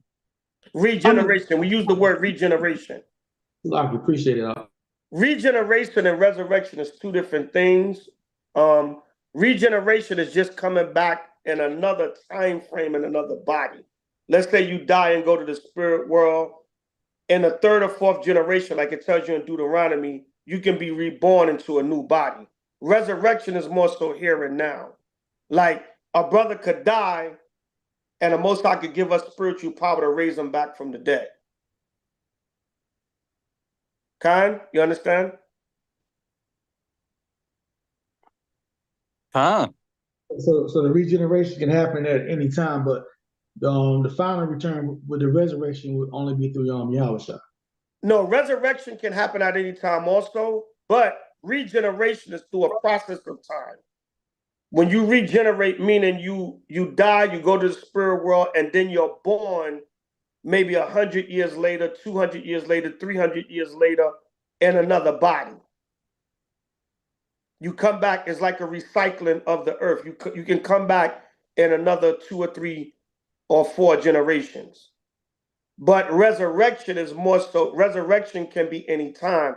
Regeneration is a process of time. The Most High, you don't die now and then you're reborn 10 years later in another body. The Lord can do it like that, but it's usually a cycle that it goes through where you can come through different generations. A generation being, let's say 100-year period. But resurrection, you can die tomorrow, and somebody, the Most High can get them spiritual power to resurrect you. And most of the time when you resurrect, you come back in that same body. Regeneration is through a different body because you're born through another mother and father, same seed, same spirit, but through a different mother and father in another generation. Khan? Khan, within the We'll same tribe. We'll do some classes on resurrection and regeneration. Khan, Elder, because that was always a question. Like you get regenerated. Do you get regenerated as the same tribe, or do you go into a different tribe of Israel?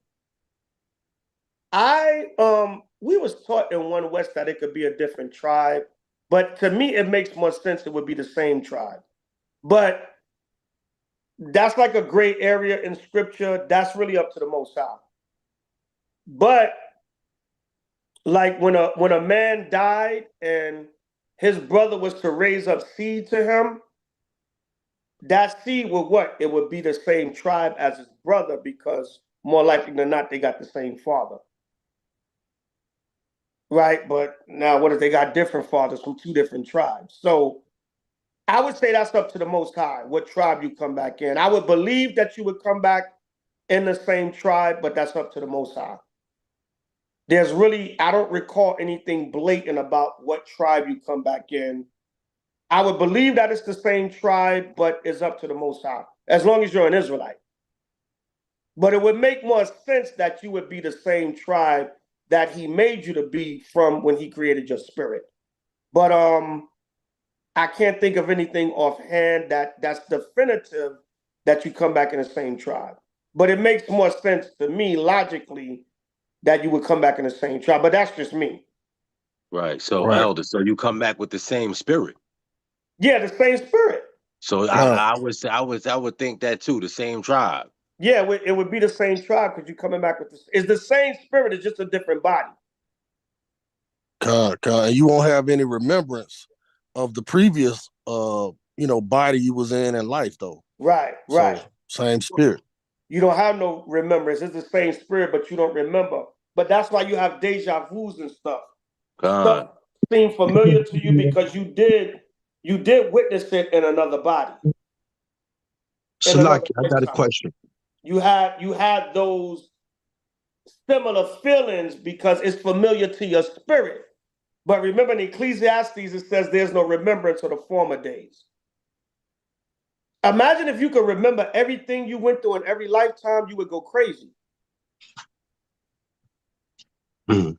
Imagine us remembering what the Romans did to us. All the captivities. What Esau did to us. And oh man, you'll be a serial killer. Right. We bugged out off this captivity. God, don't yell out. Don't yell out. Say Salakia when you want to say something. Or excuse me. Salakia. So in the regeneration, right? We not sure about what tribes they come back to. There's nothing concrete on that. But is there anything concrete on if spirits come back as the same gender all the time? Yeah, I would say you would have to be the same gender, brother, because male and female spirits are different. I'm not coming back as a woman. Yeah, that's off. That's confusion. That's confusion, Hawk. The Lord is not the author of confusion. The Lord is not the author of confusion. A woman's spirit is a woman's spirit. A man's spirit is a man's spirit. You going into a trap in a woman's body. You want to say anything more? Yeah, but I'm not coming back as no woman. Right, but is that in the scriptures? Say it again. Like, is there anything on that in the scriptures, like that's common sense. that in case somebody asks that question? That's common sense, brother. If you're a man, you're a man. If you're a woman, you're a woman. Because men and women have different spirits. I mean, I could probably find some precepts on that, but I can't think of it offhand. But a man is a man and a woman is a woman. Salaki. Hey, don't none of you cats get no ideas, man, because the scriptures don't say it that you're gonna go create some doctrine talking about. Right. Yeah, paradise. We're going to paradise. We're going, you know what I'm saying? We're going to Disney World than the spirit world. No, don't create no doctrines, man. I'm Shalaki King, because joking, brother. Listen, hold Yahushai, on, hold on. Listen, certain things is common sense. The Most High is not the author of confusion. A man's spirit is a man's spirit, and a woman's spirit is a woman's spirit. It wouldn't make any sense for you to come back, Salakia, as a woman. If somebody asks that, you can just say it's common sense. But I'm pretty sure we can dig up some scriptures on it. I can't think of nothing offhand, but Salakia. certain things are just common sense. I mean, the Most High is not the author. That's one scripture I can think of. The Most High is not the author of confusion. A man's spirit is made a certain way. A woman's spirit is made a certain way. Right. Khan, Salakia. Yahushai says, Sometimes people ask questions just to be asking. Israel, they sit around and just think of wild stuff to ask, but it's like, come on, certain stuff is common sense. Khan, Shalaki, Yahushai said in the situation with Isaiah coming back, they were asking, didn't they say Isaiah was going to come back? And he says, yeah, he came back already. And yeah, he came back as the same, same gender, the same. He came back as a man. He didn't come back as a woman. You talking about Elijah? Elijah, sorry, Shalaki.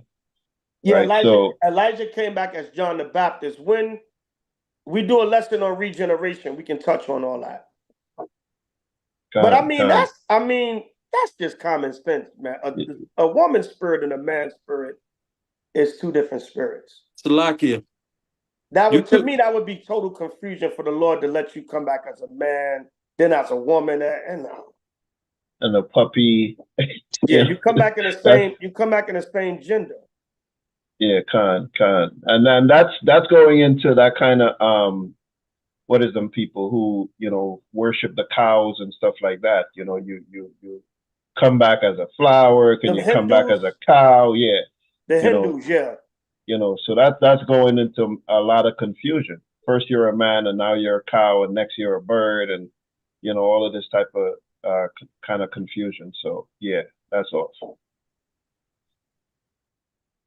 Hey, Slacky, real quick. I was gonna say you could be a man with only daughters, but that's the only thing I could think of. No, yeah. The spirit of a woman is the spirit of a woman. The spirit of a man is the spirit of a man. All right, but Lock it, Elder. We'll do lessons on that and elaborate more on it. Go ahead. Just a little light humor. We be laughing about that all the time too. Like, if you really think about remembering everything from every past life, it's like Jake, he won't let nothing go right now in life. So just imagine you remembering somebody owing you something from 3 lives ago. Negro stole my cow back in 23 AD.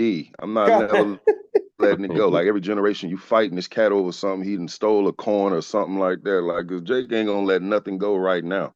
Right. Remember, Jay-Z said, I'll kill you and commit suicide so I can kill you again, or something like that. Right? He has some lyric like that. That's crazy. That's real hate. Yeah, only a Jake would think of that. Then I'll commit suicide so I can kill you again, something like that. That's crazy. So Jake would, he wouldn't let nothing go. That man stole my turtle doves in 300 BC. Now I'm gonna see that nigga in 2024 AD. That's how Jake is, man. Yeah, Jake could be Michael Myers. Jake could be Michael Myers out here. God, Jake don't forget nothing now in this world. Imagine if he could remember everything. That's crazy. But yeah, interesting questions, Akin. We gotta do lessons on all that stuff. Yeah, that was Jay-Z on a Black album. Yeah, he said something about I'll kill you, then kill myself so I can kill you. Something like that. So you're gonna die, you're gonna kill yourself so you can go to the spirit world and kill a person again. That's crazy. That's like Jake shooting up somebody's funeral. Or shooting up the casket. What you gonna do? And Jake is that evil now. Imagine if they could remember everything. Huh? Gone. Gone. Yeah. So 1 Corinthians, what we was at, 15? 15 and 22. Yeah, so like y'all, we could touch on a lot of that stuff in future lessons, but Yes, Allah. Please do a lesson if we on get this. if we get a precept for all that stuff now, we'd be here till tomorrow. But yeah, we can touch on that in the future. All right, read. Verse 22. For as in Adam all die, even so in Hamashiach Yahushai shall all be made alive. Right, that's it on that. We touched on the main point of that. And like I said, we can do lessons on that in the future. Now, Kasaja, pull up a few of them articles. I mean, articles, them screenshots I sent you.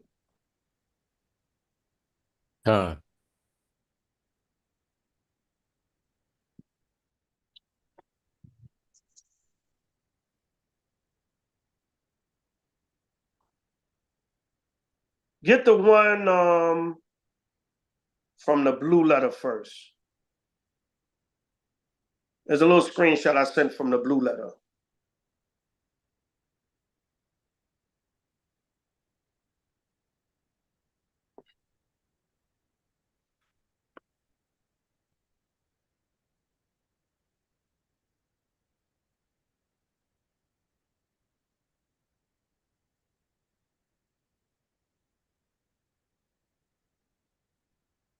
So like I should have sent them this last night. I'm pulling it up.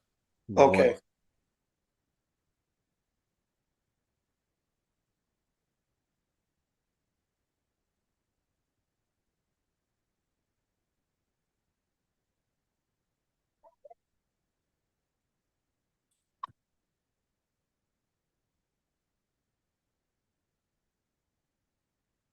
All right. So right here, this is the blue letter. It says Arimathea. It means heights. The name of several cities in Palestine.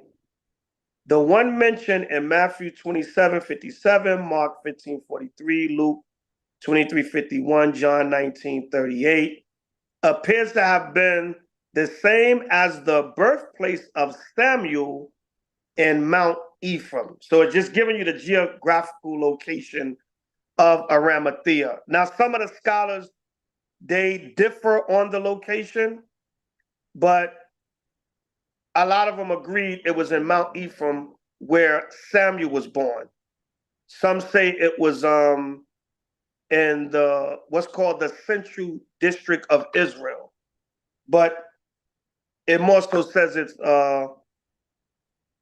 in Mount Ephraim. It was I believe northwest, about 8 miles northwest of Jerusalem, I believe. So that's basically that was the birthplace of Samuel the prophet and Joseph of Arimathea. Arimathea being in Mount Ephraim. That's why the name of it is Heights. All right. Because it was most scholars say it was Mount Ephraim, northwest of Jerusalem. So go ahead. Next slide. Next screenshot. No, go to the other one. I want that one for last. Yeah, right there. It says Arimathea, the birthplace, and go to the next one. This is in the New Unger's Bible Dictionary. It says the birthplace and sepulchre of Joseph in Judea. Here the body of Yahushua was buried. It gives you all the scriptures. G. Dalman's Sacred Sites and Ways identifies it with the present Rentis. All right, present day it's called Rentis. Jerome, the Church Father Jerome identified it with he called it Riftis. Once most probably Ramathaim, which was the home of Samuel, situated northwest of Jerusalem in the hill country of Ephraim. That's in the New Unger's Bible Dictionary under Arimathea. Now go to the final one. Okay, yeah, right there. Let me open up mine. So it gives you a little bit more, just a tiny bit more history on Joseph of Arimathea. Now remember, there's different Joseph, right? So you see right there, it says Arimathea. You see as a number 9 next to Arimathea, because there's 8 Josephs before that. And after it's number 10 and 11. So it's about 11 different Josephs that it goes into in the biblical history. Then it goes into Joseph in Egypt. All right. So there were many different Josephs in the scriptures. All right. Yahweh-Saps. Not Yahweh-Sap East Coast, but Yahweh-Sap of Arimathea. So there were different Josephs in the Bible, Khan? Khan. All right. Salakia, I got a question. Salakia, these loud ass kids out in front of my window. Go ahead. So Arimathea, is this where the Aramaic language derived? I never read that. Because I'm wondering. That's just the name of the city. Okay, Khan. I don't believe it has anything to do with the Aramaic language. It's just the name of the city. Okay, Khan. Reason I was asking, because I always get Christians who come up and say, "Oh, Jesus was Aramaic," and I was wondering. I was trying to figure that out. That's something for me to look into right there. Yeah, they Yahweh-Shai was a Jew. He was not an Aramaic. He was a Jew. I mean, that's clear in the scripture. He comes out of the tribe of Judah. You mean so saying he spoke Aramaic? Right, he spoke Aramaic, and I was wondering if Aramaic came from Arimathea, if it started there, and because they always say, "Oh, Jesus spoke Aramaic." Well, the Jews in Arimathea they was all Jews there. Right. The Aramaic goes back to the Chaldeans. So the city Arimathea has nothing to do with the Aramaic language. Okay, Khan, that was my question. Really. It's just the name. It's just the name of the city. Okay, Khan. Yeah. So Joseph of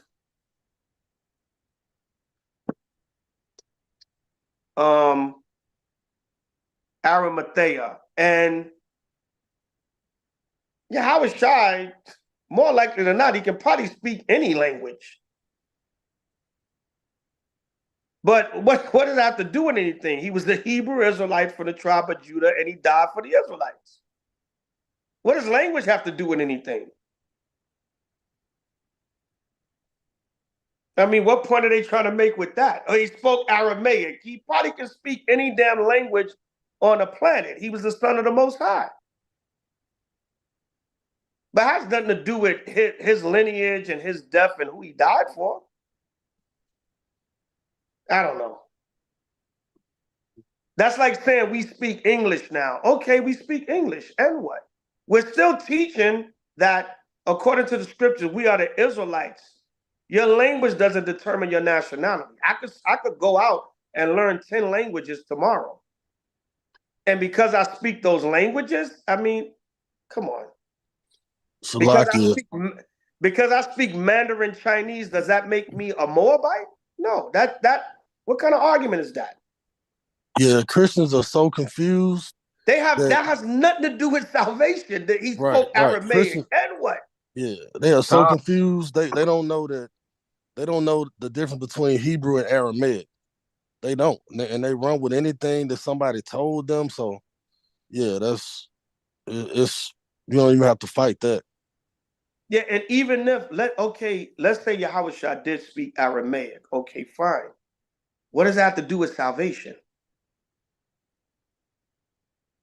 What does that have to do with who he died for? His ministry wasn't based upon language. His ministry was based upon a people. That's why in Revelation 1 it said, unto him that loved us and washed us from our own sins in his own blood. It didn't say he loved Aramaic and cleansed Aramaic in his own blood.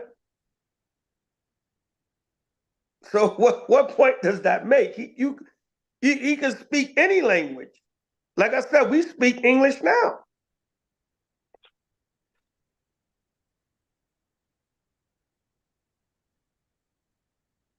Yeah, Aramaic has different roots. Actually, yeah. But my main point being Arimathea has nothing to do with Aramaic. It's a name, it's just a name of a city. All right, and Yahushua speaking Aramaic has nothing to do with salvation. That's not a point of salvation, what language he spoke. We speak English now. Our original language was Hebrew.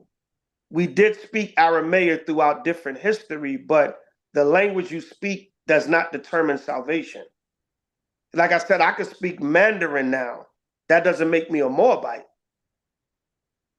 I'm just an Israelite that know a language of another nation. All right, so this is Arimathea, a prominent member of the council. Joseph of Arimathea, a prominent member of the council or the Sanhedrin. All right, when y'all get a chance, research the Sanhedrin. S as in Sam, A as in Apple, N as in Nancy, H as in hat, E as in Eric, D as in David, R as in Ralph, A as in Apple, N as in Nancy. Sanhedrin. It's an I, Salakia. I-N at the end, Salakia. Research the Sanhedrin. All right? A prominent member of the council who himself was waiting for the kingdom of Yahweh and was a secret disciple of Yahushua. The crucifixion seems to have wrought in him positive convictions. For upon learning of the death of our Lord, he gathered up courage and went in before Pilate and asked for the body of Yahushua. Remember, we brought that out. He boldly went in. He was like, look, Yahushua is dead now, so that stirred up something in him. He like, look, y'all killed the Messiah, man. I don't care no more. I'm going to ask for his body so I can give him a proper burial. I don't care if y'all know I'm a follower now. All right? Pilate, having learned from the centurion who had charge of the execution that Yahushua was actually dead, gave the body to Joseph, who took it down from the cross after it had been embalmed at the cost of Nicodemus, another secret disciple. Joseph had the body wrapped in linen and deposited in a new tomb belonging to himself and located in a garden in the place where he was crucified. Luke describes Joseph as a good and righteous man and adds that he had not consented to their plan and action, i.e., of the Jewish authorities. From the remark, it seems to be evident that he was a member of the Sanhedrin. All right, so again, it's just giving you a reiteration who Joseph of Arimathea was and a little bit more history into him. You can also Google him. They got different articles and stuff on him. You can get a little bit deeper history on him. But it's basically going to give you the same thing. Most of his history comes from the scripture and he accounts in the gospel of who this brother was. Khan? Hey, Shalaki, Elder. Hold on 1 second. Let's go to Sirach 44:1. Let me just finish this out. Let's go to Sirach chapter 44 and verse 1. Gone. It's the book of Sirach, chapter 44, verse 1. Everybody have it, say Khan. God. Khan. Let us now praise famous men and our fathers that begat us. Right, before hold on, before we read that, go back to Isaiah 53 real quick. It's something I want to finish in there. Isaiah 53, 8 and 9. We read 8, but read it again. It's the book of Isaiah, chapter 53, verse 8. He was taken from prison and from judgment. And who shall declare his generation? Go ahead. For he was cut off out of the land of the living. For the transgression of my people was he stricken. Right, basically he died for Israel. He was cut off from the land of the living. He was put to death. And he was, for the transgressions of my people was he stricken, right? He took on the sins of Israel. Right, go ahead.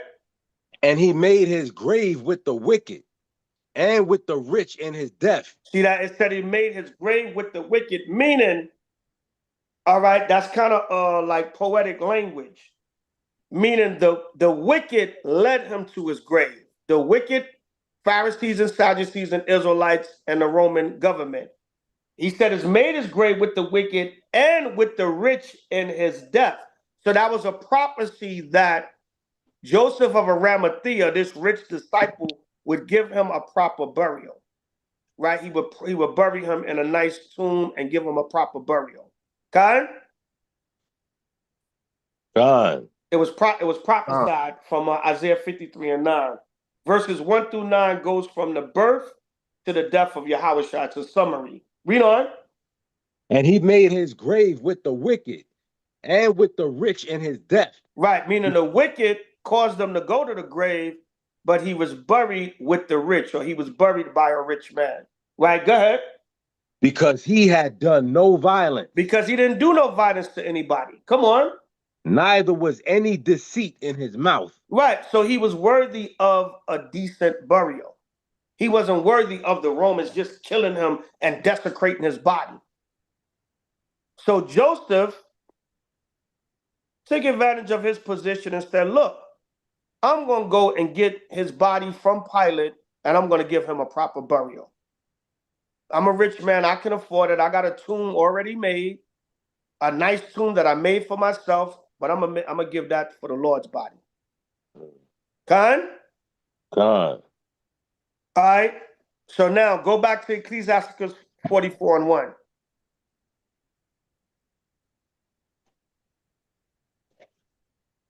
The book of Sirach, chapter 44, verse 1. Let us now praise famous men and our fathers that begat us. Come on. The Lord hath wrought great glory by them through his great power from the beginning. Such as did bear rule in their kingdoms, men renowned for their power, giving counsel by their understanding and declaring prophecies. So it says, let us now praise famous men. So what would Joseph of Arimathea be famous for? Giving Yahushua a proper and decent burial. And that's important because, you know, he like, yo, y'all not going to do nothing defiled to my Savior's body. Of course, the Most High allowed him to have that courage and go to Pilate and allow Pilate to give up the body, but he should be famous and known for having a zeal to give Yahushua a proper burial and have his body not desecrated and defiled. Right? Go ahead. Leaders of the people by their counsels and by their knowledge of learning meet for the people. Wise and eloquent are their instructions. Wise and eloquent in their instructions. Right? So we gotta praise famous men and men renowned for the great works they did. And this was a great work that this brother Joseph of Arimathea did. in respect to Yahweh's body. Khan? Khan. Right? Let us now praise famous men. So like I said, like I reiterate, this brother's famous for giving Yahweh a proper burial and in a nice tomb and everything, and not allowing his body to be defiled, rotten, or anything else that might have happened by the hand of the Romans, or just time deterioration, so on and so forth. Giving him a decent burial within a decent time frame. By Shema Mashiach Yahushua. Hey, Shalaki Elder.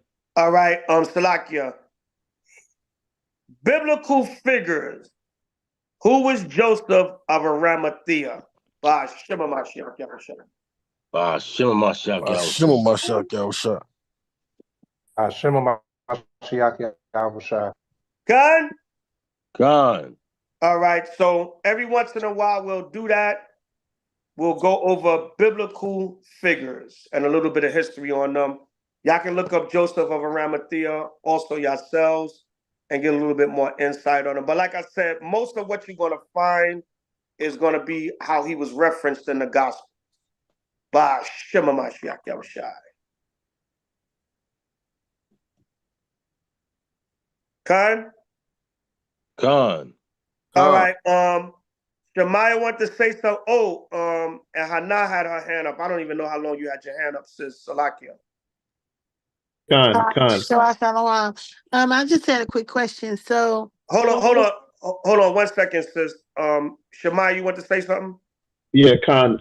I never looked at Yahweh being, that scripture like says, he was died or buried with the rich. And we see he was buried in a tomb that nobody was ever buried in. So if he was, I'm guessing, like, for example, most people would have been buried in, like, maybe the poor people all had like the same tomb and they were all kind of buried in there. And the significance of him being buried in a tomb by himself, is that what made him rich? Or meaning because a rich man paid for the tomb?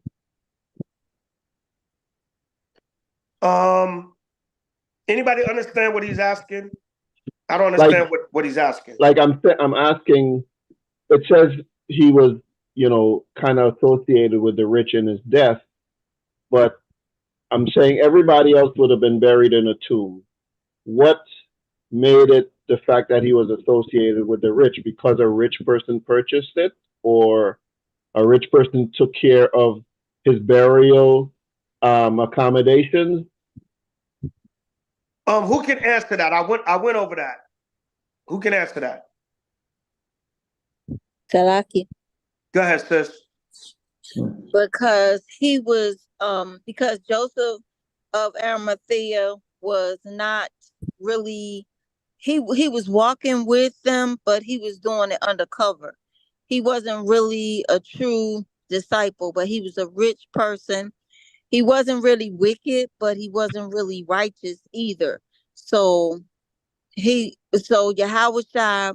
got buried by a person that wasn't really what you would call a righteous man, but he wasn't wicked, but he was wicked in the sense that he wasn't with the true disciples of Yahweh. Wrong, sis. He was a righteous man. We read that earlier. It said he was just. Who can answer that? I said it earlier. Exactly what Shemaiah is asking, I said it earlier. Who can answer? Let me see who was listening to the class. Salaki. Go ahead. Well, was it that because Joseph of Arimathea, he was a rich man, and he went and removed the body to give Christ a proper burial? That's it, because Joseph of Arimathea was a rich man, so he gave him a proper, more likely than not, the tomb was more sophisticated, it was nicer, it was decent. Now remember, even in society today, you're buried according to your financial status. Remember, Judas was buried in a potter's field. They just threw him in a potter's field. Poor people today, they're buried in a potter's field. Rich people, they have more elaborate funerals. So he said he made his grave with the wicked and the rich in death, meaning a rich man came along, took his body, and gave him a proper funeral in a more nicer tomb, something that the rich would be buried in. Right? That hold on, sis. That's what I said earlier. I said that earlier. That's all that's talking about. It was a prophecy that Yahweh would be buried by a rich man in a nicer tomb, something that a richer person, an environment that a richer person would be buried in. No more, no less. Everybody understand? Fine. All right. Fine, Elder. That was Salakia. Isaiah. That was Isaiah 53:9. Yeah, Isaiah 53:9. Remember, it kept stressing in the gospel that Joseph of Arimathea was a rich man. God. Fine. Remember, it kept stressing that. That's why I said. Now, some of the scholars disagree with that interpretation. They interpret that to mean he was put to death by the rich and the wicked, meaning the Roman Empire. But that don't make sense to me. You know what I'm saying? It just makes more sense that he was put to death by the wicked and he was buried by the rich. Okay? God. Fine, Elder. Salaki. Hold on. Hannah had a point. Shalom. So my Shalom. question was that when you read the insert about him having a proper burial, it said that they embalmed him. Like, is that like questionable, or is that just was he actually embalmed, and is that just something that the rich did, or is that okay for Israelites to do? No, that's just the wording that they used. He was actually just rubbed down in the spices and aloes and oil. They just used the word embalmed, but the scriptures don't say he was embalmed. It said he was just prepared in the spices and oils and wrapped in a linen cloth. That's just what they chose use the word embalmed. Okay, time. All right, That's what I wanted to know. But that, sometimes these commentaries and stuff, they use their own wording, but that's not what the scripture said. We more so rub the body down in spices and oils to preserve it, but all that chemicals and all that Embalming stuff, fluid. embalming fluid, nah, we didn't do all that. The Time. Egyptians did that. The Egyptians did that. Yeah, I was going to say that from my experience with the elder during the funerals, that's not what we went over. Nah, So that's confusing. Nah, they just rubbed his body down. They had a way they prepared the body where they rubbed it down with spices and oils and different things, and that was used as a preservation of the body. Not no damn embalming fluid. God. Salaki, you hear a lot of murders happening in the hood. It be from dudes smoking that stuff. Yeah, that's what wet is. Yeah. That's what juice. Wet and dust. Yep. Wet and dust, and what else they call it? Juice. In DC, down in DC, they call it Scooby-Doo. Sherm sticks. They got all kinds of names for that. In LA, they call it Sherm. They dip the blunt in embalming fluid and smoke it. Right. Right. And isn't that formaldehyde? I don't know, but they be bugged. Yes. Yeah. That wet. No, that wet. Formaldehyde. Huh? Yes, it's formaldehyde. Yeah, that embalming fluid is formaldehyde, right? Yeah. Yeah. You ever unfortunately, I've been to a lot of funerals and wakes, especially coming up in the hood. Niggas getting killed left and right. But you go and it has a distinct smell. Like if I go you go over the coffin, like, you know, one of my mans or whatever, family, whatever, they get killed. You go to the funeral or the wake. You might lean over the coffin to get them a final hug or whatever, and you could smell the formaldehyde coming off of them. That's the embalming fluid they put in them. That down formaldehyde, and it got a certain smell to it. And a lot of dead bodies I've been around, it had that smell, especially if I was at a wake or a funeral. You know, whatever, you crying, whatever. Oh man, rest in peace. I'm gonna miss you. Let me give my man a hug before they close the casket, and the body got that smell. Salakia, and it has methanol in it. Yeah, methanol in it. They got all kinds of chemical, and them chemical, they what's the word? They emanate a certain smell. They give off a certain smell. What's the word I'm looking for? I don't know. They give off a certain smell, man. Is horrible. So they use pungent.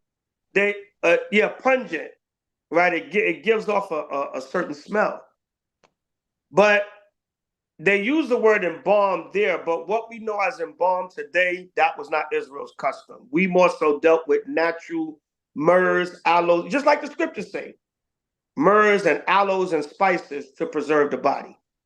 Gone. A lot of brothers never make it home after that.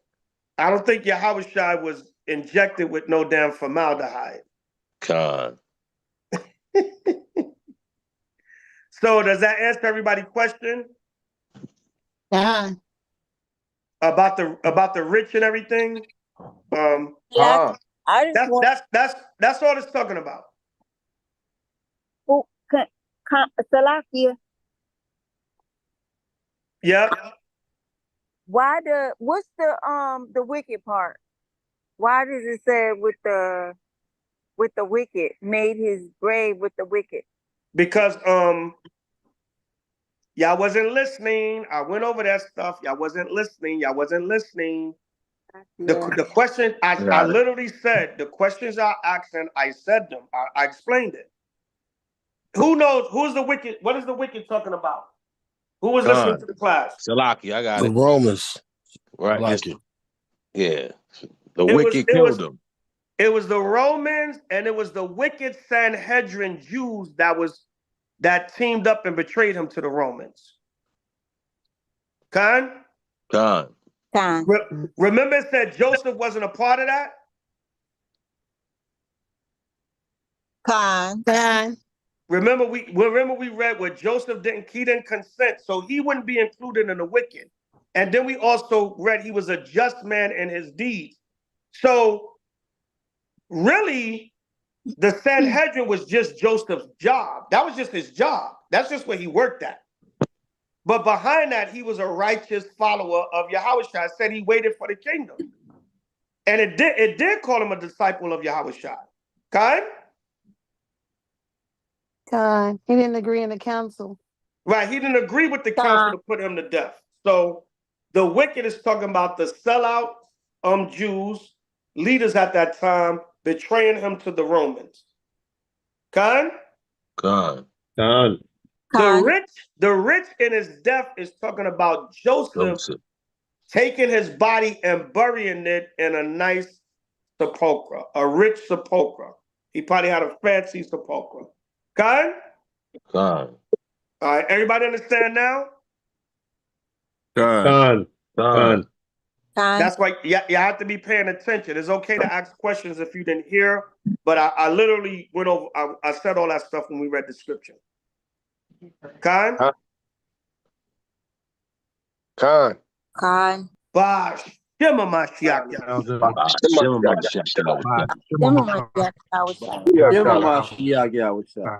All right,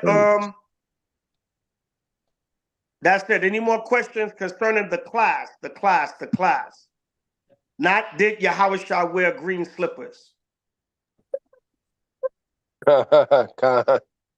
Any questions concerning the class? Huh? I definitely want you to do a class on going more into the death. and resurrection and regeneration. Okay, Khan. I think I got a class on. No, we'll do an updated one. All right, it's always good for a refresher. So that's it. Biblical figures. Who was Joseph of Arimathea? By Shema Mashiach. All right. We've been on here for a while, y'all.